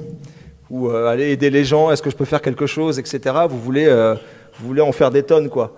Peut-être aussi par peur d'être jeté à bord de nouveau. Mais enfin voilà, quoi. Et c'est le surinvestissement en fait qui fait peur à mes parents. Et surtout qu'on est en 95 et finalement c'est une époque qui ressemble un petit peu à cette époque. En 95, il y avait les attentats, vous avez bien connu ça dans la région lyonnaise, les attentats en fait du RER en 95, donc il y a toute une série d'attentats et donc on vivait aussi un petit peu dans la psychose. Et pour mes parents, en fait, c'était en pleine période de guerre civile en Algérie. Et pour mes parents, en fait, porter une barbe et aller à la mosquée, c'était aller avec les barbus, les intégristes, etc. Et moi, en fait, j'ai tout de suite porté cette barbe, j'ai tout de suite, en fait, entre guillemets, squatté la mosquée. Je me suis donné à fond tout de suite, et pour eux, en fait, c'est ce surinvestissement qui leur a fait peur. Et à juste raison, parce que je donnais pas plus de nouvelles que ça. Par exemple, quand je suis parti pour la première fois au Pakistan, en Inde et au Bangladesh, c'est au bout de même pas un an, je les préviens 3 jours avant. Donc je sais qu'il y a des parents ici, donc imaginez-vous dans quel état vous seriez si vos enfants vous préviennent 3 jours avant de partir en Syrie aujourd'hui. Même si ce serait à but humanitaire ou pas du tout pour aller faire la guerre ou quoi que ce soit. Donc voilà, quoi, c'est ce qui pose problème en fait à mes parents et à mon entourage, en fait, c'est mon surinvestissement et la manière que j'ai d'apporter le fait religieux et pas le fait religieux en lui-même. On a 3/4 d'heure pour la discussion, les questions, donc la parole est à la salle. Il y a un monsieur devant.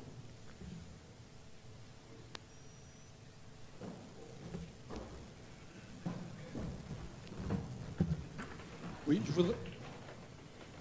Allô, Oui, je crois que c'est bon. Oui, je voudrais rebondir sur la question du sourire. Il semblerait que vous dites que vous avez découvert le sourire à 20 ans, donc en rentrant à la mosquée.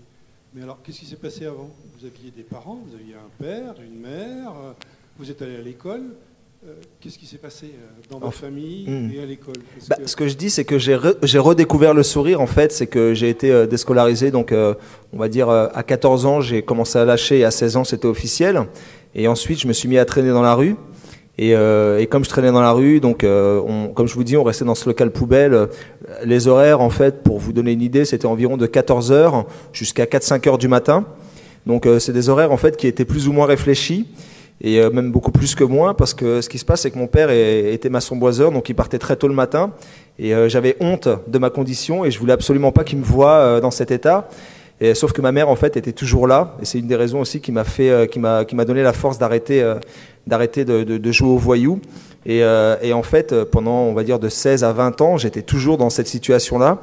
Donc, je suis allé en prison, j'ai fêté mes 18 ans en prison pour une histoire toute bête de drogue, en fait, que j'ai même pas vendue, mais je me suis fait attraper avant. Bon, j'ai envie de dire tant mieux. Et tout ça, ça force pas à sourire. Et même si on sourit, en fait, on rit jaune. Et donc, pour la première fois, j'ai envie de dire, à l'âge de 20 ans, c'est un sourire naturel qui se réinstalle sur mon visage. Et je me rends compte, en fait, que j'ai pas souri depuis mes 16 à 20 ans à cause de cette situation, en fait, de voyou. Et encore pire, c'est un voyou, en fait, qui n'est pas à sa place. J'imagine qu'il y a des voyous qui qui se retrouvent à leur place et qui... enfin, voilà, quoi, j'y connais pas grand-chose, mais moi, je suis pas du tout à ma place. Je viens d'une famille structurée, éduquée, etc. Et en fait, c'est encore plus douloureux pour moi parce que j'ai l'impression de me trahir, de trahir les gens qui sont autour de moi. Enfin voilà quoi, c'est pour ça que je suis... Et d'ailleurs, tous les soirs, quand je rentre à la maison, la première chose que je fais, c'est de me tenir la tête entre les mains et je me dis jusqu'à quand quoi? Jusqu'à quand ça va durer? Il y a un point important. Oui. Là, il faudrait que tout le monde entende. Je vous entends. Non, Bon, ça y est, ça marche. Oui, bien près de la bouche.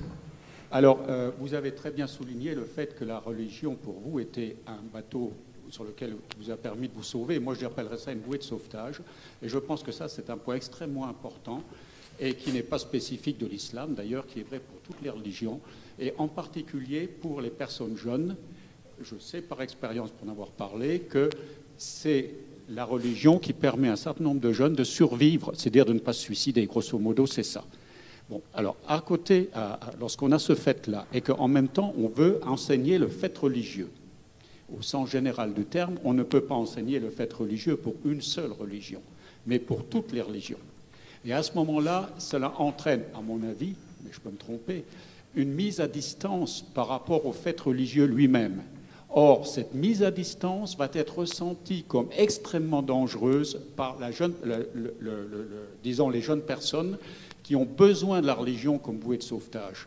Vous comprenez ce que je veux dire? Tout à fait. Et là, il y a un vrai problème, une vraie question à laquelle je n'ai pas de réponse, et j'aimerais avoir, monsieur, votre avis sur ce point-là, puisque vous enseignez en particulier dans ce domaine. En fait, c'est un jeu. Et comme tout jeu, il y a une règle. C'est un jeu et il y a une règle. Et il faut que les élèves connaissent sa règle.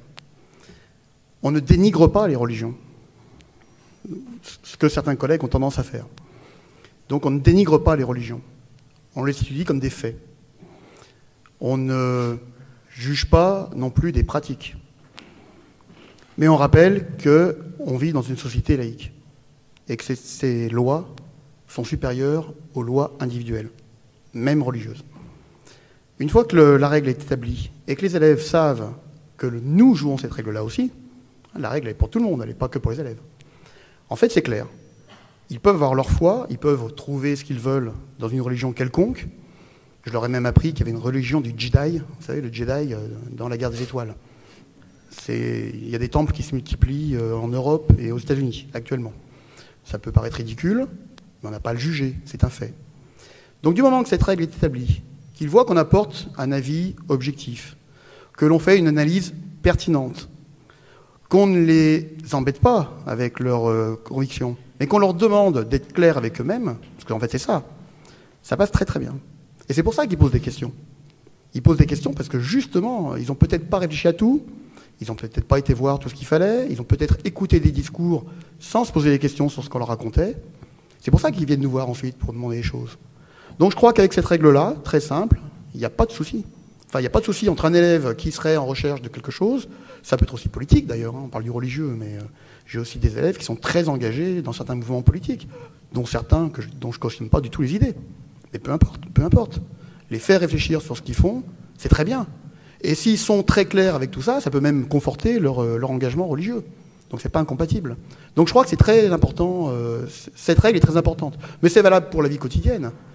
Quand on dit aux élèves de ne pas s'asseoir dans les couloirs de mon lycée, ils ne comprennent pas pourquoi. Si on leur explique que c'est un problème de sécurité, il n'y a pas de souci. Donc voilà, je crois que c'est une histoire d'être clair avec ce qu'on fait.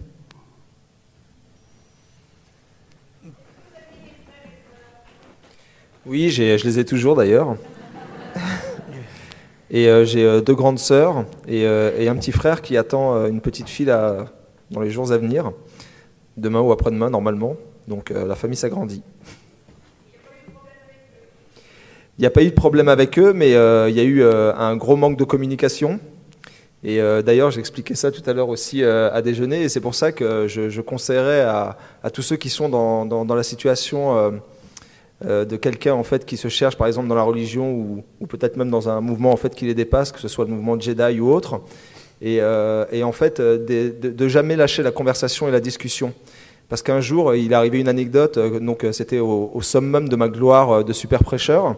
Donc je donnais des leçons de morale à tout le monde et on était à la maison, et donc j'ai ma grande sœur qui est une femme très intelligente mais pas du tout impliquée religieusement, et qui m'a dit cette phrase, et elle m'a dit tu sais, Dieu c'est pas, comme disait Chérif tout à l'heure, elle disait Dieu c'est pas un père fouettard qui va nous attendre à la sortie pour nous casser la gueule.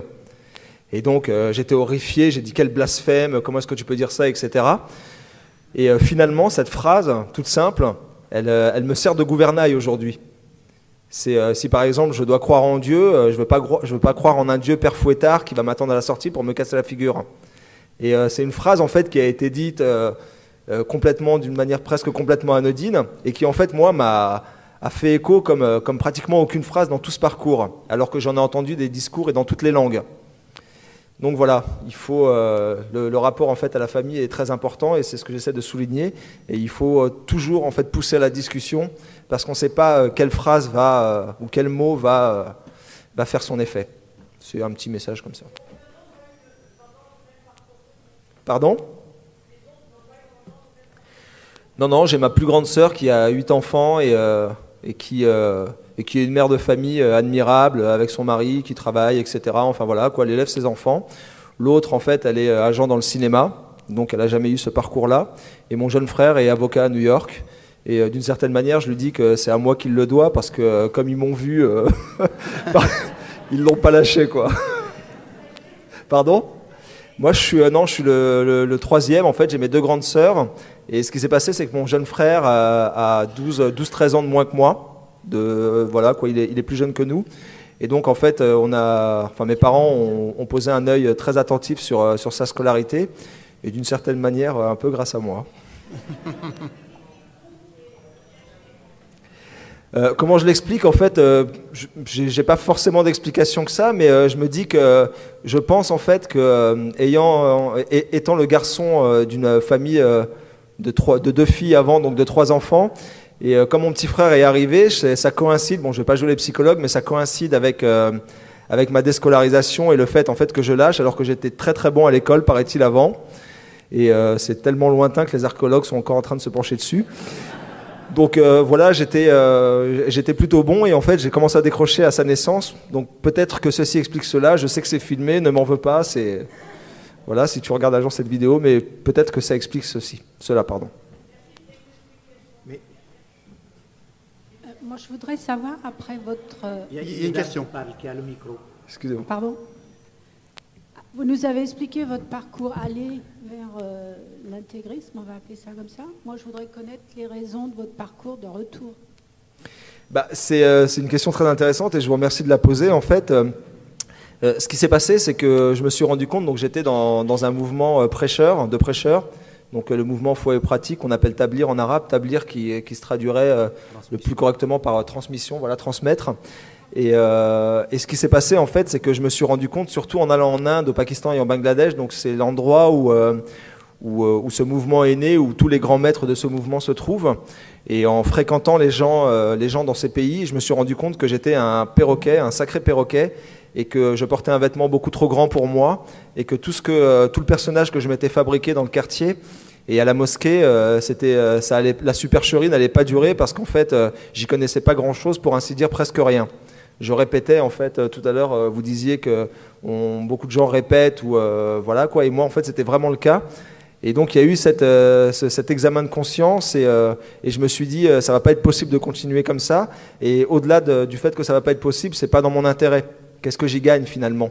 Et donc, j'ai arrêté, je me suis éloigné de la mosquée et donc du personnage de prêcheur que je m'étais fabriqué. Sauf que comme j'étais en plein cœur de mon quartier, que c'était pas si facile que ça, parce que tout le monde me regardait comme une lumière. Donc c'est là que j'ai commencé à retourner donc, à Amsterdam et à démarrer ce cycle en discothèque qui, ma foi, est assez drôle et assez intéressant, donc qui est dans le livre et que j'ai pris beaucoup de plaisir à écrire parce que c'est le passage en fait qui finalement a déconstruit le personnage que je m'étais fabriqué. Parce que j'ai gardé la barbe en allant en discothèque, je me suis dit que Dieu va me rattraper à un moment, c'est juste, il veut m'éprouver, etc. Ça n'a pas été tout à fait le cas, mais ce qui s'est passé en fait, c'est que j'ai choisi la discothèque comme j'ai choisi finalement les murs de la mosquée au début. C'est pour justement me protéger d'un environnement que je pensais hostile dans mon esprit d'adolescent et qui finalement, en grandissant, ne l'était pas tant que ça. Je vais revenir sur un mot. Je pose la question autant à Chérif, vous comme expérience, puis Chérif comme celui qui sait. Est-ce qu'on peut dire que le Tablir, c'est un mouvement intégriste ou seulement fondamentaliste? T-A-B-L-I-G-H, qui veut dire transmission. Donc est-ce que c'est un mouvement fondamentaliste ou intégriste? Ou les deux?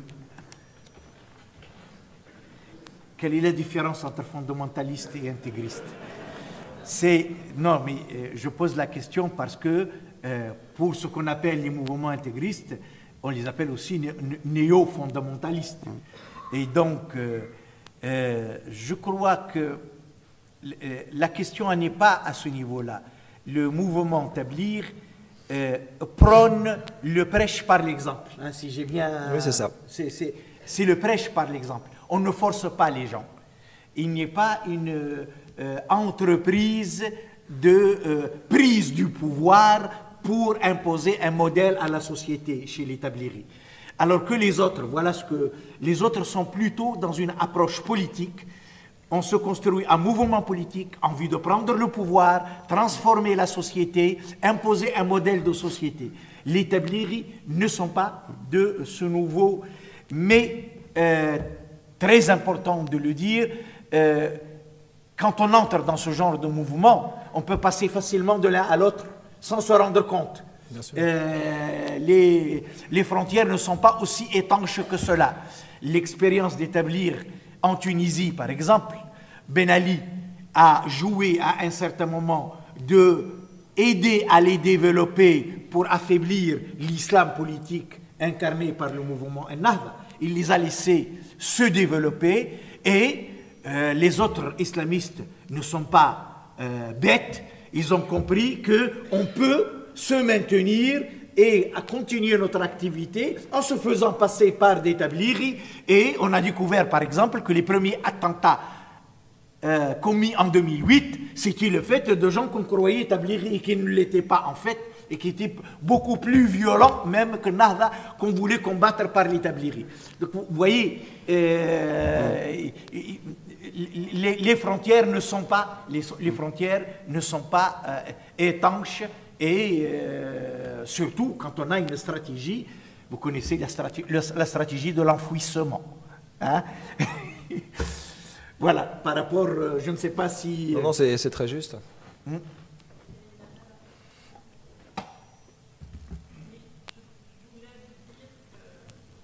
Est-ce qu'elle peut avoir le micro au moins pour l'enregistrement? Non, ce n'est pas ça, c'est pour l'enregistrement. Eh oui. Vous êtes sous surveillance. Ou alors vous ne prenez pas la parole. Comment? Nous sommes en démocratie. Oui, j'étais en train de vous dire, Omar, que j'avais été très émue par votre témoignage et qu'ensuite je pense que vous avez un socle et une base de votre éducation qui a fait que vous avez choisi la vie et qu'à mon avis, vous n'auriez jamais pu choisir la mort. D'autre part, j'aimerais savoir si les jeunes de votre génération avec lesquels vous avez grandi sont des jeunes qui ont basculé ou est-ce qu'il y en a beaucoup qui ont basculé ou pas du tout? Voilà. Je vous remercie. C'est moi qui vous remercie. Donc, premièrement, je suis assez d'accord avec vous et c'est vraiment l'éducation et j'ai envie de dire le fait que mes parents ne m'aient jamais lâché, ma famille en général, qui a fait que là, je suis aujourd'hui devant vous pour parler de mon parcours. Et concernant en fait mes amis, ce qui s'est malheureusement passé, c'est que je viens d'un quartier très violent à Paris, donc le quartier de Ménilmontant, Belleville, pour les gens qui connaissent un peu. Et donc l'arrivée de l'héroïne dans le quartier a fait d'énormes ravages. Et sur la bande de copains, vraiment de copains proches qu'on était, le dernier s'est fait tirer dessus à coup de fusil à pompe il y a 2 ans, à 38 ans. Donc voilà, il y a pratiquement eu que des drames. Et de la bande de copains, on est peut-être 2, peut-être 3, on va dire 2,5, parce qu'il y en a un qui essaie de s'en sortir un peu plus, et qui finalement ont réussi un peu à en réchapper.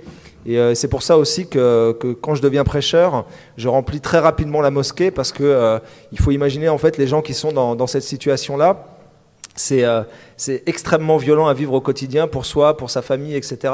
Et quand on voit un peu les jeunes délinquants, on les voit souvent peut-être la profusion de films et de séries comme des personnages en fait de télévision, mais c'est des gens qui ont une véritable souffrance et qui demandent qu'une chose en fait finalement, c'est être écoutés.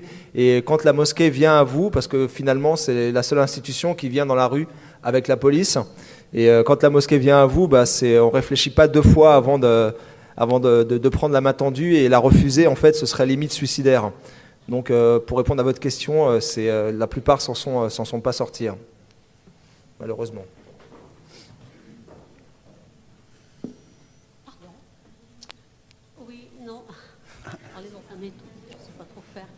Il y a aussi une demande là-bas.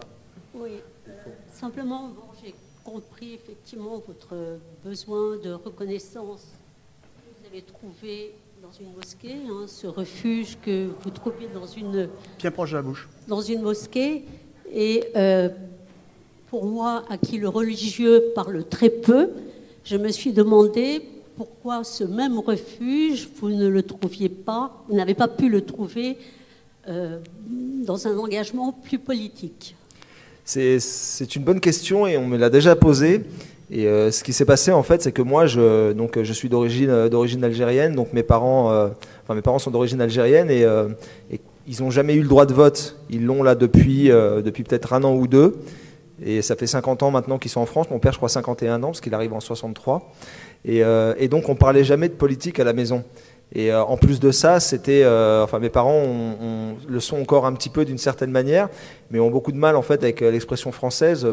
On peut parler d'analphabète, et donc forcément, il n'y avait pas trop en fait cette conscience politique qui généralement se développe pour un jeune adolescent avec les parents lors de dîners, etc.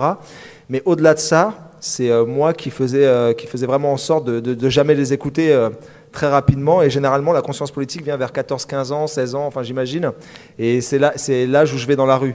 Donc je ne m'intéresse pas à la politique, la seule chose qui m'intéresse en fait c'est de vendre ma petite barrette et de m'en sortir le lendemain.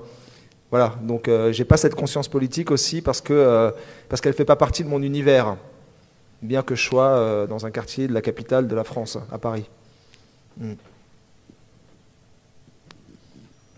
Bonjour jeune homme. Bonjour. Et bravo. Merci. J'espère que de nombreux Français liront votre livre pour comprendre ce qui se passe dans les banlieues. Et ma question concerne l'éducation nationale. Vous étiez brillant, avec un environnement favorable de vos parents, et malgré ça, vous avez quitté l'école. Pour quelle raison? Et deuxième question, qu'aurait-il fallu pour que vous restiez à l'école? J'en veux pas à l'éducation nationale complètement, j'ai envie de dire. Pourquoi? Parce que j'ai aussi tout fait pour ne pas rester sur les bancs de l'école. En fait, ce qui s'est passé, ça a été assez simple, c'est que moi j'étais plutôt bon en français et en langue, mais absolument mauvais en maths, en mathématiques, en physique, etc. Et si mauvais finalement que j'avais 0 de moyenne. Je n'assistais pas aux cours, et à cette époque-là, il y a eu la grande mode en fait des lycées techniques, et pour les gamins qui n'avaient pas la moyenne en maths et en français, ils n'allaient pas en fait au lycée. Donc on m'a proposé un CAP secrétariat pour devenir secrétaire. Oui, messieurs, dames.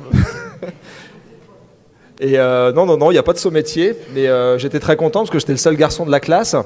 Mais ça a duré 2-3 semaines parce que j'avais beaucoup d'acné, donc je me suis rendu compte que j'allais pas faire de ravages. Ceci explique aussi peut-être cela. Et ce qui s'est passé en fait, c'est que moi mon rêve, et c'est véridique, mon rêve c'était d'aller au lycée. J'étais assez bon en français, j'ai été fasciné par Cyrano de Bergerac. Je me souviens qu'on a été voir le film en même temps, le film de Gérard Depardieu, enfin avec Gérard Depardieu qui est sorti au même moment. Et pour moi, en fait, j'avais qu'une envie, c'était aller au lycée pour faire de la philo, continuer la littérature, lire des livres, etc. Et quand on m'a refusé l'accès au lycée, donc comme je vous le disais, aussi par ma faute, parce que j'ai pas fait en sorte non plus d'avoir la moyenne dans d'autres matières.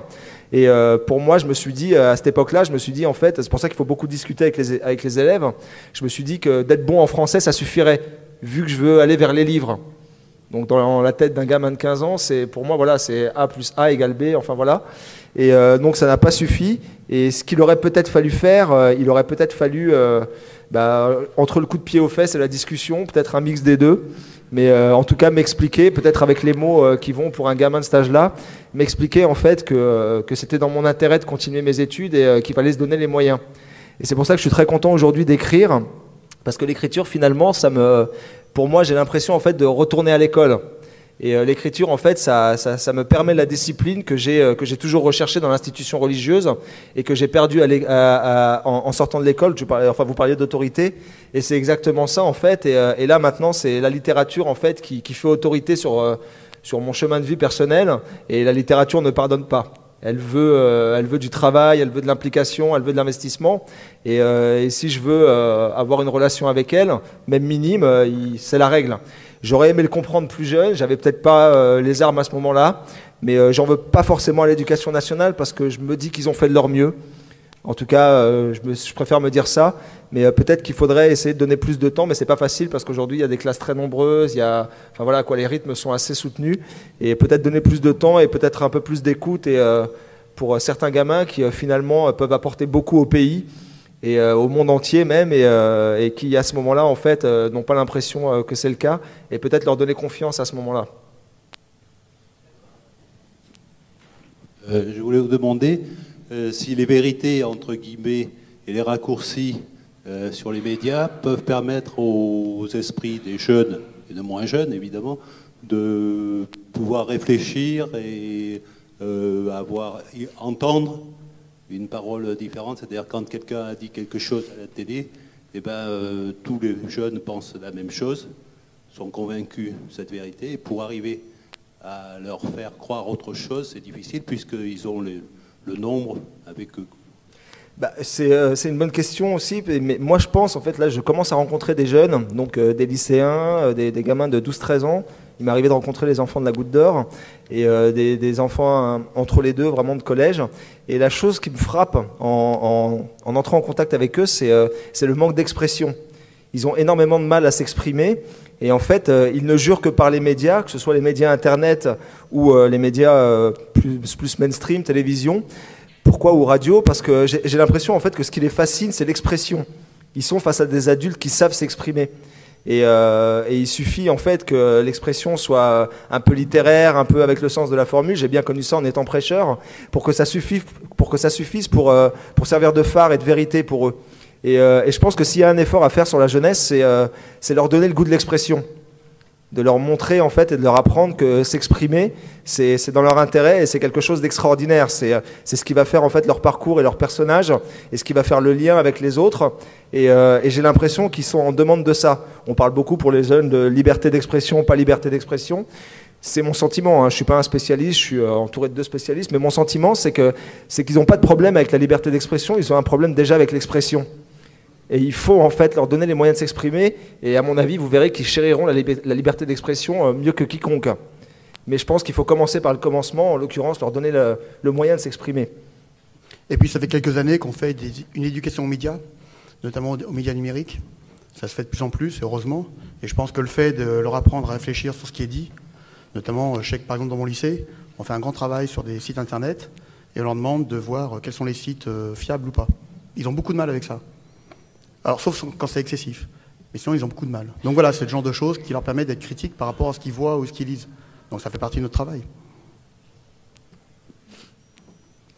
Je vais faire 2 remarques qui ne sont pas du même niveau. La première, elle est destinée à M. Chantin.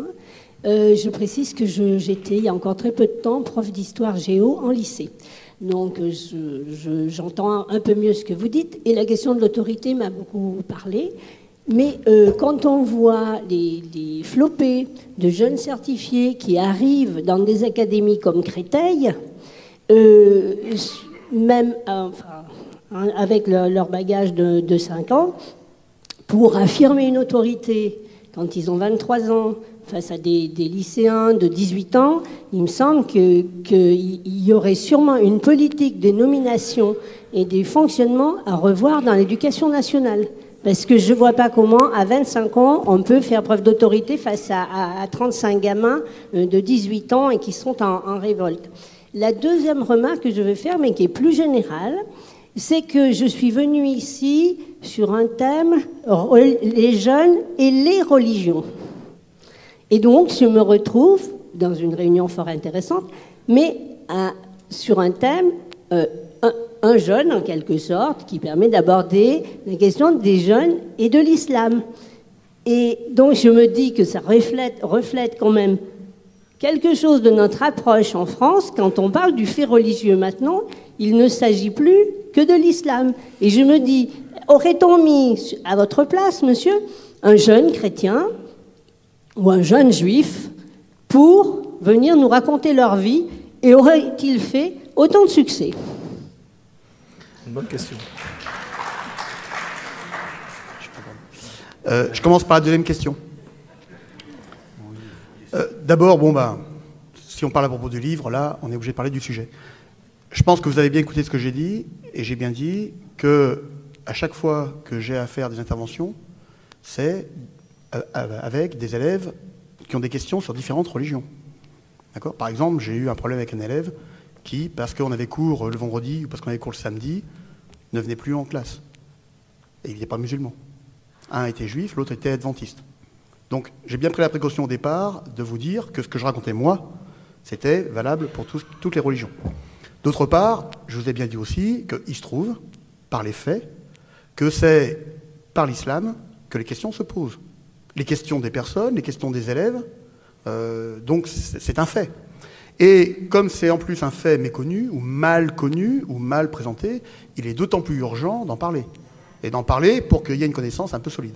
Donc voilà comment le débat a été fait, mais je pense que pour le coup, moi ce que j'ai dit, c'est valable pour n'importe quelle croyance. Pour le premier cas, ça va être vite réglé. Je crois que l'éducation nationale oublie ce qu'elle prêche pour les autres, l'apprentissage. À quand un apprentissage pour les jeunes collègues? Pour les jeunes collègues, un apprentissage, c'est-à-dire devant des classes avec quelqu'un d'autre qui a d'expérience. Le savoir, c'est bien, je pense mais le savoir-faire est important aussi. Et puis peut-être une dernière chose, mais qui n'est pas politiquement correcte, alors c'est filmé, tant mieux, j'assume, le recrutement. On recrute des gens qui savent, mais pas forcément des gens qui pourraient savoir faire. Et peut-être que recruter des gens qui auraient fait un camp avec des jeunes pendant 1 mois, et au bout d'1 mois, on voit s'ils ont des possibilités de gérer un groupe ou pas, ça pourrait être une étape intéressante de recrutement. Mais vu le nombre de personnes dont on a besoin, je doute qu'on passe par ces solutions-là.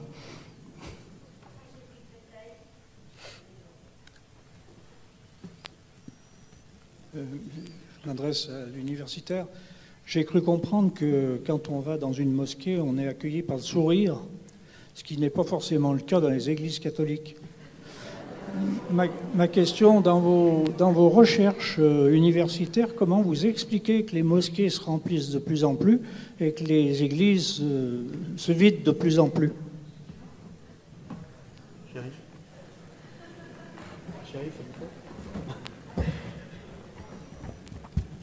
Je ne suis pas aussi sûr que les églises se vident de plus en plus. Il y a eu une période, mais on assiste aujourd'hui à un regain de la vie religieuse pour d'autres problèmes que des problèmes religieux eux-mêmes.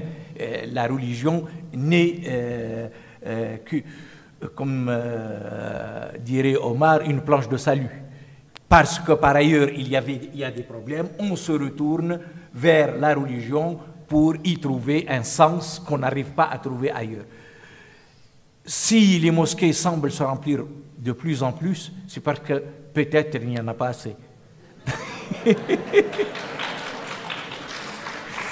Donc, et puis, moi, je ne suis pas...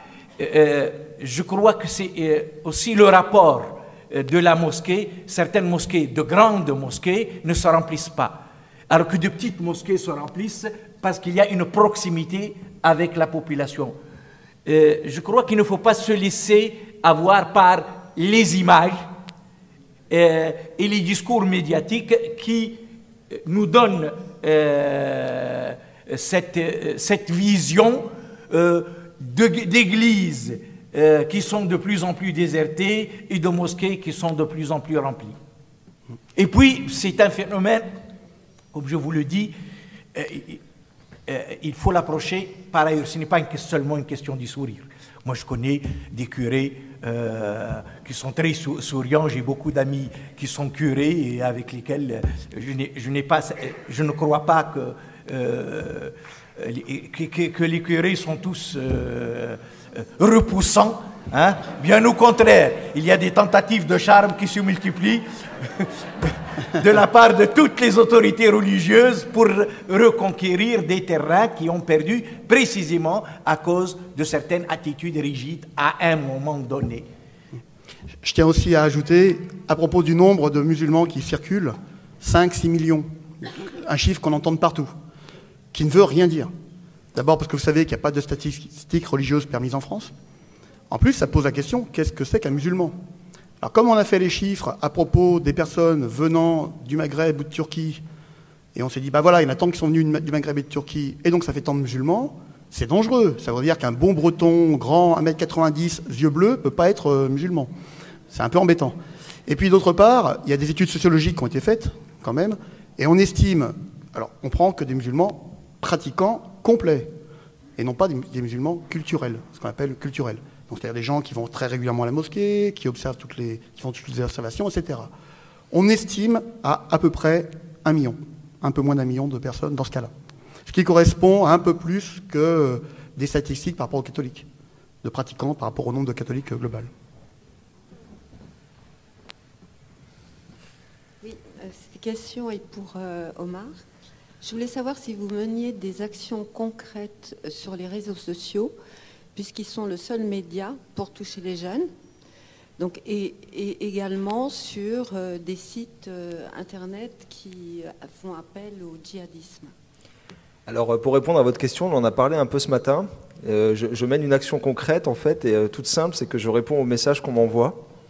Donc, je trouve que c'est assez concret quand on voit un peu les gens qui sont, entre guillemets, un peu médiatisés et qui se coupent du monde et qui se sentent plus de répondre en fait aux demandes. Donc moi je réponds systématiquement à toutes les questions qu'on me pose, je réponds à toutes les invitations qu'on me fait la grâce de me faire et sur les réseaux sociaux en fait j'ai pas mal de gens qui me posent des questions, qui me félicitent pour le livre et je réponds donc à tout le monde et on m'a aussi posé la question par rapport au site qui s'occupe je crois du gouvernement avec Dounia Bouzar, je crois que c'est son nom. Et j'ai jamais été contacté en fait par cet organisme. Et c'est pas la première fois qu'on me pose la question. Mais je sais qu'à chaque fois que je rencontre des profs ou des étudiants, enfin des professeurs, que ce soit au collège, en université, etc. D'ailleurs, je suis invité ici aussi pour cette raison.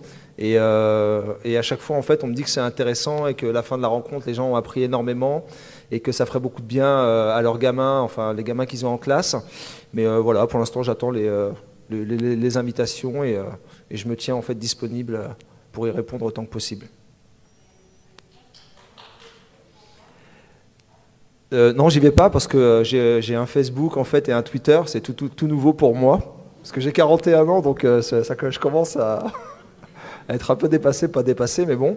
Et du coup je réponds en fait à toutes les demandes qui viennent et le reste du temps je le consacre à l'écriture.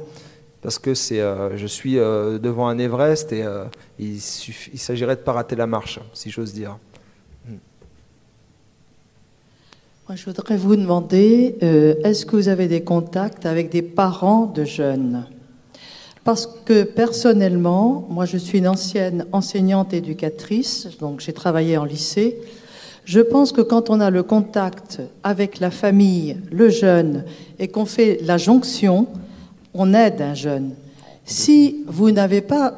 tout à l'heure, j'étais un peu étonnée, quand vous avez parlé de votre père en disant « je rentre tard », c'est quand même dommage que votre père n'ait pas rencontré l'école ou que quelqu'un de l'école ne l'ait pas contacté. Parce que je trouve que là, quand on est adolescent, c'est toujours un problème énorme pour l'adolescent. Il ne sait pas très bien où il va. Pour tous les adolescents, c'est pareil. Donc, s'il n'y a pas cette jonction, il y a un moment où le jeune peut déraper. Et moi, je crois que c'est capital aujourd'hui de pouvoir... Moi, je parle de l'école des parents qui est capitale parce qu'ils laissent leurs jeunes faire n'importe quoi, souvent. Ils ont même pas conscience. Ils se disent, ils ont 16 ans, 17 ans, ils mènent leur vie. Eh bien, non. Ils sont encore trop jeunes. Voilà. Je suis d'accord avec vous. Et d'ailleurs, quand les éditions du Seuil m'ont proposé d'écrire ce livre... suite au petit texte que j'avais déposé au préalable, la première chose qui m'est venue à l'esprit, c'est que c'est un livre qui pourrait faire du bien, avant tout à l'entourage de ces jeunes qui pourraient se trouver dans ces situations. Et pourquoi ? Parce que c'est ce que j'ai vécu moi-même, et je sais que mes parents, en fait, ont beaucoup souffert du manque d'informations. Et je reçois de plus en plus de messages de mères éplorées qui viennent vers moi et qui me disent, en fait, qu'en ayant lu le livre, la première des choses, en fait, c'est qu'elles comprennent ce qui se passe dans la tête de leur enfant, et ça, pour elles, c'est extrêmement important. Des mères, des grandes sœurs, enfin voilà. Et la deuxième des choses, en fait, c'est que le dialogue, elles ont les armes, si j'ose dire, pour renouer le dialogue. Alors que le dialogue était rompu, comme ça peut souvent arriver entre des parents et des adolescents, c'est un peu partout pareil. Et je suis assez satisfait, en fait, d'avoir ces retours, parce que c'est pour ça que j'ai accepté la proposition du Seuil. La raison principale, c'est celle-là. J'aurais aimé, en fait, qu'on vienne en aide à mes parents à ce moment-là, et à mon entourage, mais il n'y avait pas... Et il n'y avait pas de moyens en fait concrets, et c'est d'une certaine manière un moyen que j'essaye d'apporter à l'entourage de ces familles. Et aussi pour leur dire qu'il n'y a pas vraiment de problème. C'est un gamin qui est en train de devenir un adulte et ça passe par là. Qui porte une barbe ou une crête, c'est voilà quoi, c'est une recherche en fait de reconnaissance, etc. Et d'entendre ça, il y a, comme par exemple souvent je le dis que je me laisse pousser la barbe parce que j'ai de l'acné et ça fait sourire les gens, mais ça va pas plus loin que ça. Et quand les parents entendent ça, ils se disent mon fils n'est pas politisé à l'extrême, il veut pas détruire l'Occident, il n'est pas idéologue, etc. Et ils le regardent en fait d'une autre manière. Et je trouve que c'est le premier pas et c'est un pas extrêmement important pour renouer le dialogue. Et après, à partir de ce dialogue, il faut faire confiance au dialogue. Le dialogue, c'est une force extraordinaire et c'est ce qui relie l'humanité. Donc il faut essayer de le renouer autant que possible, encore plus dans les familles. Juste une petite question. Comment expliquez-vous avoir gardé cette capacité de recul ou acquis cette capacité de recul et ce sens de l'humour, tout en ayant été déscolarisé très tôt ? Il y a Cyrano de Bergerac, mais ça n'explique peut-être pas tout. Ça n'explique pas tout, mais en même temps, si ça m'a touché, je pense que ça devait être peut-être un peu en moi. Mes parents sont très drôles, des fois sans le faire exprès. Mais voilà, quoi, je pense qu'il y avait déjà ce terreau-là. Et en fait, le recul, comme disait très justement Chérif, pour moi, c'était nécessaire pour survivre. Parce que sinon, en fait, sans ce recul-là, j'aurais pas pu tenir en fait ma position, parce que j'ai tenu pendant des années une position intenable finalement. Que ce soit la mosquée avec la barbe ou dans les voyages, enfin voilà, le premier voyage que je le fais au Pakistan, en Inde et au Bangladesh, dans les années 95, à l'époque où personne ne va dans ces pays, c'est extrêmement difficile et ensuite il faut revenir de là. Le fait de porter la barbe en discothèque, je l'explique dans le livre, en fait, la première fois que je vais dans une discothèque, donc c'est à Paris, et on est presque dans les années 2000, et la tenancière, à cause de ma barbe, me dit de rester parqué derrière le bar pour pas faire peur aux clients. Ça fait rire, mais c'est extrêmement violent finalement, dans la tête d'un gamin de 22-23 ans, quoi. C'est des méthodes d'un autre âge, qui normalement ne devraient pas exister. Et donc je subis ça au quotidien. Par exemple, quand je suis en discothèque, vous pourrez le lire dans le livre, si vous avez l'occasion d'y jeter un œil, je mets 1 an pour danser. Tellement le regard des gens, en fait, est dur et lourd à porter. Mais je le veux bien, c'est moi qui me laisse pousser là-bas, personne ne force, je ne suis pas là pour critiquer les gens. Et donc l'autocritique, pour moi, en fait, c'est déjà une manière extraordinaire d'avancer. Et c'est de comprendre aussi que voilà, quoi, tout ça, finalement, c'est juste, j'ai pas envie de dire un jeu, mais c'est juste un parcours dans un parcours. Il faut le prendre pour ce que c'est. C'est pas la fin, quoi. C'est pas parce qu'on me met derrière un bar en discothèque que c'est terminé. Ma vie s'arrête pas ici. Et l'autocritique, je pense, permet d'avoir ce recul-là. Et le recul, en fait, plus on recule, mieux on saute après. Je sais pas s'il y a des gens qui sont un peu dans le sport ici, moi pas trop, mais je crois que c'est une logique un peu... voilà. Oui, je voudrais simplement vous demander, vous prenez souvent l'exemple, et toutes les questions ont tourné autour de ça, concernant les personnes, les jeunes qui sont déscolarisés. Mais quelle réponse va-t-on apporter lorsqu'il s'agit de jeunes, et j'en connais, qui ont un niveau Bac+3, Bac+4 et qui sont également en train de se radicaliser d'une manière ou d'une autre? C'est une très bonne question. D'abord, il faudrait savoir ce que c'est que radicaliser. S'ils ont une pratique plus intensive de leur religion, c'est leur droit. S'ils vont assister à certaines réunions, c'est leur droit. Et s'ils sont à Bac+3, Bac+4, ils sont adultes. Donc la question serait de savoir qu'est-ce que vous appelez radicaliser. Si c'est qu'ils s'engagent dans des choses illégales, à ce moment-là, je pense que la famille doit être très impliquée, parce que là, pour le coup, l'enseignement, l'éducation nationale ne joue plus. Donc l'entourage, donc là, il y a des choses à faire, mais seulement si on perçoit un danger pour la personne ou pour la société. Sinon, on a le droit de se radicaliser.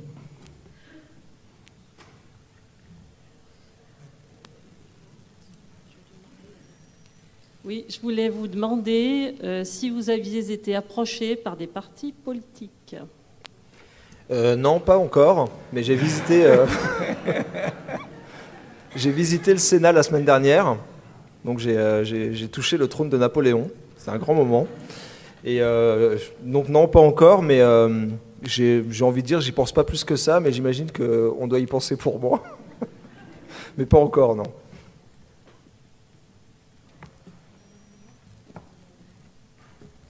Oui, je voudrais reprendre le problème de la drogue, parce que je pense aussi qu'en ce moment, il y a des liens quand même entre la religion et la drogue, puisque dans les violences qui ont été faites là, contre Charlie Hebdo, certains étaient partis au Pakistan comme vous ou dans d'autres pays, pas seulement pour des questions religieuses, mais pour des questions de drogue. Donc le problème a un peu évolué par rapport à votre génération. Et comment est-ce qu'on peut faire pour essayer de pallier à ce problème? Je ne sais pas, moi je parle dans mon cas précis, il faut se poser la question de pourquoi est-ce qu'on se drogue. Et j'ai un petit peu d'expérience en la matière, même si c'est vraiment une expérience limitée parce que c'est la mienne. Et en fait, on se drogue pour échapper à quelque chose, échapper à une condition, échapper à un état. On essaie d'aller dans un autre état, un état qu'on imagine paradisiaque, etc. Et donc, il faut réfléchir à qu'est-ce qui fait que ces jeunes, qu'ils aillent après au Pakistan, en Syrie ou quoi que ce soit, mais qui associent la drogue à ça, qu'est-ce qui fait qu'ils ont envie de changer justement d'état ? Qu'est-ce qui fait qu'ils ne se sentent pas bien alors qu'ils ont 18 ans, 20 ans, qu'ils sont pleins de vie Et je pense que c'est des questions un peu plus peut-être sociales, politiques. C'est peut-être aussi des... Moi, je sais qu'il y a une réponse en fait qui va peut-être vous paraître étonnante, mais pour moi, en fait, c'était très important à l'époque. Et pour en avoir discuté avec d'autres jeunes aussi de mon milieu à l'époque, c'était une question très importante. Quand j'avais 18-20 ans, on avait nos copains en fait qui étaient d'origine française, de parents français, de grands-parents, etc. Et qui avaient une maison à la campagne. Et en fait, le fait d'avoir une maison à la campagne, on avait l'impression qu'ils avaient le droit à plus que nous en termes d'héritage. Et comme nous, mes parents sont venus en fait en France pour travailler dans les années 60. Et mon père, en fait, ça fait 50 ans, enfin il a travaillé pendant plus de 40 ans, ça fait 50 ans qu'il est là, il a pas pu encore s'acheter son appartement, parce qu'à l'époque, ils n'avaient pas le droit au compte en banque, enfin il y a plein de choses comme ça qui entrent en jeu. Et en fait, j'avais l'impression à ce moment-là, en fait, de n'avoir le droit à rien. Et la recherche, en fait, de religion, d'une certaine manière, c'est aussi la recherche d'héritage culturel. Et la drogue, en fait, ça peut peut-être aussi être lié à ça. C'est sortir, en fait, d'un état qu'on juge injuste à ce moment-là. Et il faut essayer de réfléchir à pourquoi est-ce que justement on a ce sentiment-là, alors qu'on est chez nous, qu'on est né chez nous, qu'on est très content dans le pays où on est, etc. Enfin, qu'on devrait l'être, mais qu'on ne l'est pas. Qu'est-ce qui se passe en fait dans la tête du gamin à ce moment-là pour qu'il aille vers la drogue et après vers d'autres extrémités? Mais ce n'était pas du tout l'objet de ma question. Ah, excusez-moi. L'objet de ma question, c'est que vous, la religion vous a sorti de la drogue et qu'à l'heure actuelle, au contraire, j'ai l'impression que la religion utilise la drogue pour, au contraire, avoir de l'argent, avoir des appuis politiques, et que ça ne permet pas du tout aux jeunes d'échapper à la drogue. Au contraire, il les utilise, il leur fait briller l'argent. L'argent, il joue un rôle beaucoup plus important peut-être qu'à votre époque. Et c'est souvent d'ailleurs des gens qui ne sont pas forcément très, très religieux, justement, et qui simplement essayent de s'en sortir économiquement. Hein, parce que le fait de la drogue, ça, je suis tout à fait d'accord avec vous, ça c'est vieux comme le monde, on sait bien que c'est un refuge comme la religion, hein, puisque Voltaire a dit que justement la religion c'était plus ou moins une drogue, hein, utile au peuple, hein, l'opium du peuple. Donc, oui, mais que c'était nécessaire à la religion. Hein. Mais Voltaire l'a dit aussi, hein, mais pas sous cette forme, mais il a dit que c'était nécessaire pour les hommes. Hein. Donc c'est plutôt cette évolution, moi, qui me fait très peur, c'est que justement la drogue soit le compagnon de la religion. Quoi. Alors, je ne suis pas d'accord avec vous. En fait, ce sont des groupes mafieux qui ont un moyen économique de se renflouer. Et donc les groupes mafieux, qu'ils soient religieux, politiques, ou ce que vous voulez, ben, ils prennent l'argent où il est. La drogue est un bon moyen, notamment d'aller la chercher et de la revendre, c'est un bon moyen d'avoir des fonds. Donc je ne crois pas que ce soit lié à la religion. C'est lié au fonctionnement, à la structure du groupe. Ben, il se trouve que certains groupes extrémistes utilisent ce moyen-là. Et il se trouve que dans leur extrémité, il y a le religieux. Mais le religieux, ou comme les enlèvements, mais le religieux et la drogue, dans ce cas-là, il n'y a qu'un lien économique. Ce serait des t-shirts de Mickey qui rapporteraient énormément d'argent, ils seraient importateurs de t-shirts de Mickey. Voilà. Je ne crois pas qu'il y ait de lien évident. C'est vrai qu'il y a eu il y a des travaux sur ce qu'on appelle le narco-jihadisme, aussi bien en Algérie qu'au Moyen-Orient, qu'en Asie centrale. Mais je crois qu'il ne faut pas confondre deux choses. Tirer profit du commerce de la drogue pour renflouer les caisses, se donner les moyens de mener son entreprise, et le consommer sont deux choses différentes. On vend la drogue pas à ceux qu'on veut convertir et dont on veut faire des soldats. On vend la drogue pour avoir les moyens d'armer ceux-là. Ceux qu'on sauve de la drogue, on les arme avec l'argent de la drogue. Je crois il y a une connivence entre les deux, mais il faut faire attention à ne pas confondre le commerce de la drogue et la consommation de la drogue. Ceci dit, ça se faisait dans les mouvements post-68. Hein. Il y a des mouvements religieux, notamment extrémistes protestants, qui liaient les deux hein. Consommation de drogue et donc extase, etc. Et c'est des mouvements très marginaux qui n'ont pas eu une grande prospérité. On va prendre une dernière question, puisque l'heure a tourné. S'il vous plaît. Très proche.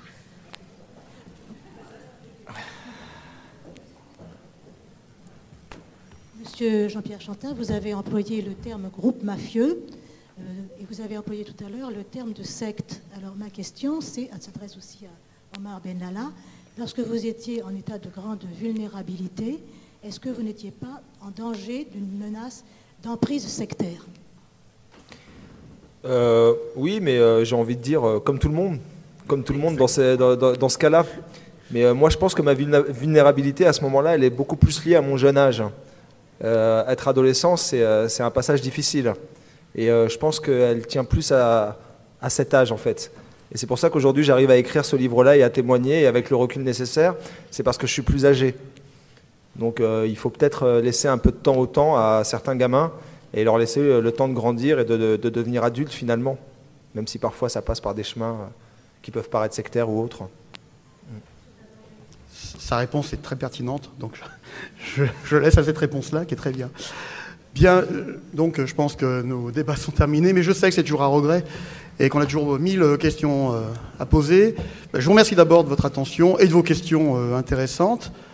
Ma foi, je ne sais pas le reste du programme de l'UTA, mais il est toujours passionnant. Donc je vous souhaite une bonne fin de journée et une bonne continuation dans vos recherches. Merci. Merci. Bon, on dédicace.